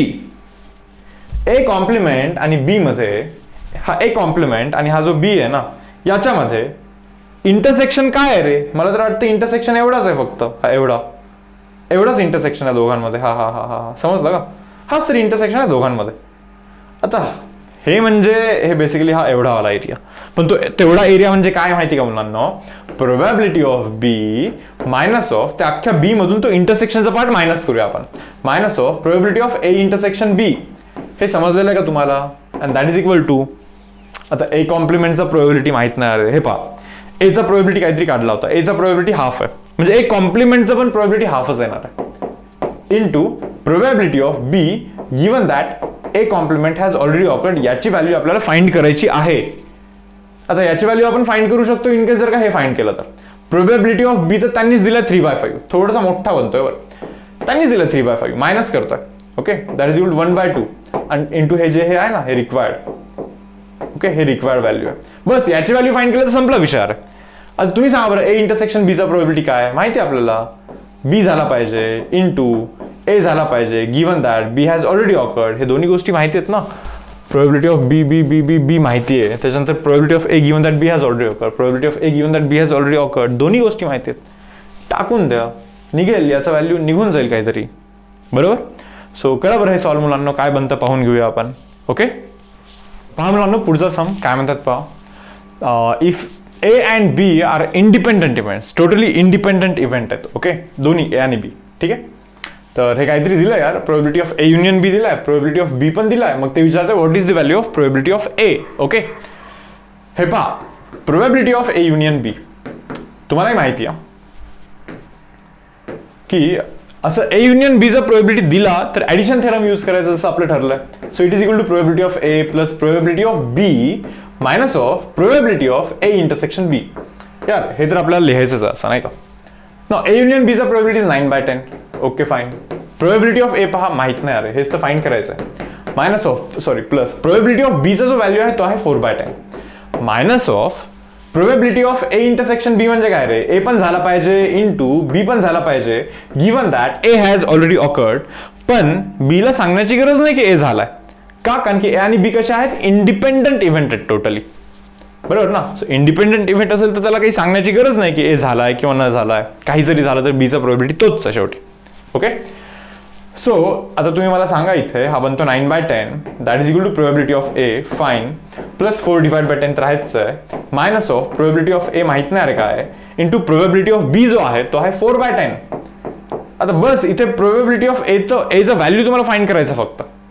हा 4/10 तिकडे टाकून मायनस करतोय. 9/10 minus 4/10, 9/10 minus of 4/10 and that is equal to, आता इथून प्रोबॅबिलिटी ऑफ ए कॉमन करतो. अरे प्रोबॅबिलिटी ऑफ ए कॉमन करतो. इथे 1 मायनस ऑफ 4/10 काय 1 मायनस 4/10 असं काहीतरी बनणार आहे तो. तर हे पाहाल तर तुम्ही 5/10 बनतोय मुलांना. That is equal to probability of A okay into हा 10 इथे जातो. 10 मायनस ऑफ 4 इज 6, 6/10 बनतो. 10 विल गेट कॅन्सल हियर. 6 जातो डिवाइड होतो. Probability of A is 5/6. 5/6 option number B answer बनतोय पहा. ऑप्शन नंबर बी मुलांना इथे आपला आन्सर बनतोय. Okay, now see next sum. पारे काय, हा पण एक चांगला सम आहे. A and B are two event such that एचा प्रोबॅबिलिटी दिलाय. ओके, ए युनियन बी कॉम्प्लिमेंटचा प्रोबॅबिलिटी दिलाय. Okay, if A and B are independent event, A आणि बी इंडिपेंडंट इव्हेंट आहेत पहा. हे पहा, एक गोष्ट तुम्हाला इथे समजून घ्यायची आहे. ए अँड बी हे जर का इंडिपेंडंट इव्हेंट असतील तर ए अँड बी कॉम्प्लिमेंट हे दोघे पण एकमेकांवरती बिलकुल डिपेंड नाही करणार. हे पण इंडिपेंडंट असतात. किंवा ए कॉम्प्लिमेंट अँड बी हे पण इंडिपेंडंट असतात. अरे ए आणि बी जर का इंडिपेंडंट असतील ओके तर त्यांचे कॉम्प्लिमेंट पण एकमेकांसोबत इंडिपेंडंट असतात. हे तुम्हाला फक्त पहिले समजून घ्यायचं. ओके, आता पहा मी काय सांगतो. त्यांनी दिलं probability of A union B complement हे दिलं आहे त्यांनी 0.8. आता मी तुम्हाला असं सांगतोय पहा, ए युनियन बी कॉम्प्लिमेंटचा प्रोबॅबिलिटी म्हणजे काय रे, probability of A plus probability of B complement minus of probability of A intersection B complement and that is equal to 0.8. हे त्यांनी दिलेलं आहे आपल्याला. सांगा आता एचा प्रोबॅबिलिटी 0.3 आहे टाकून दिला. बी कॉम्प्लिमेंटचा प्रोबॅबिलिटी माहितीच नाही ना. बी कॉम्प्लिमेंटचा प्रोबॅबिलिटीच माहित नाही. काम करतो बी कॉम्प्लिमेंटचं इथे प्रोबॅबिलिटी असं लिहून टाकतो फक्त minus of probability of A intersection B complement. Probability of A intersection B complement. आता पहा, हे दोघे टोटली इंडिपेंडंट आहेत, एकमेकांवरती काही डिपेंडच नाही करत. मग मी याला असं लिहू शकतो का, probability of A intersection B complement means probability of A into probability of B complement given that A has already occurred. अरे बट सांगण्याची गरज नाही की ए झालाय का, कारण की ते डिपेंडच नाही करत, इंडिपेंडंट आहेत ते. And that should be equal to 0.8 here. Okay, आता यातला पहा 0.3 ला मी जस्ट 3/10 लिहितोय. Okay, plus probability of B complement minus of probability of A काय रे बाबा 0.3 म्हणजे 3/10 into probability of B complement and it is equal to 8/10 करतोय. इथे मी फ्रॅक्शन मध्ये करतोय. ऑप्शन सर्व फ्रॅक्शन मध्ये आहेत.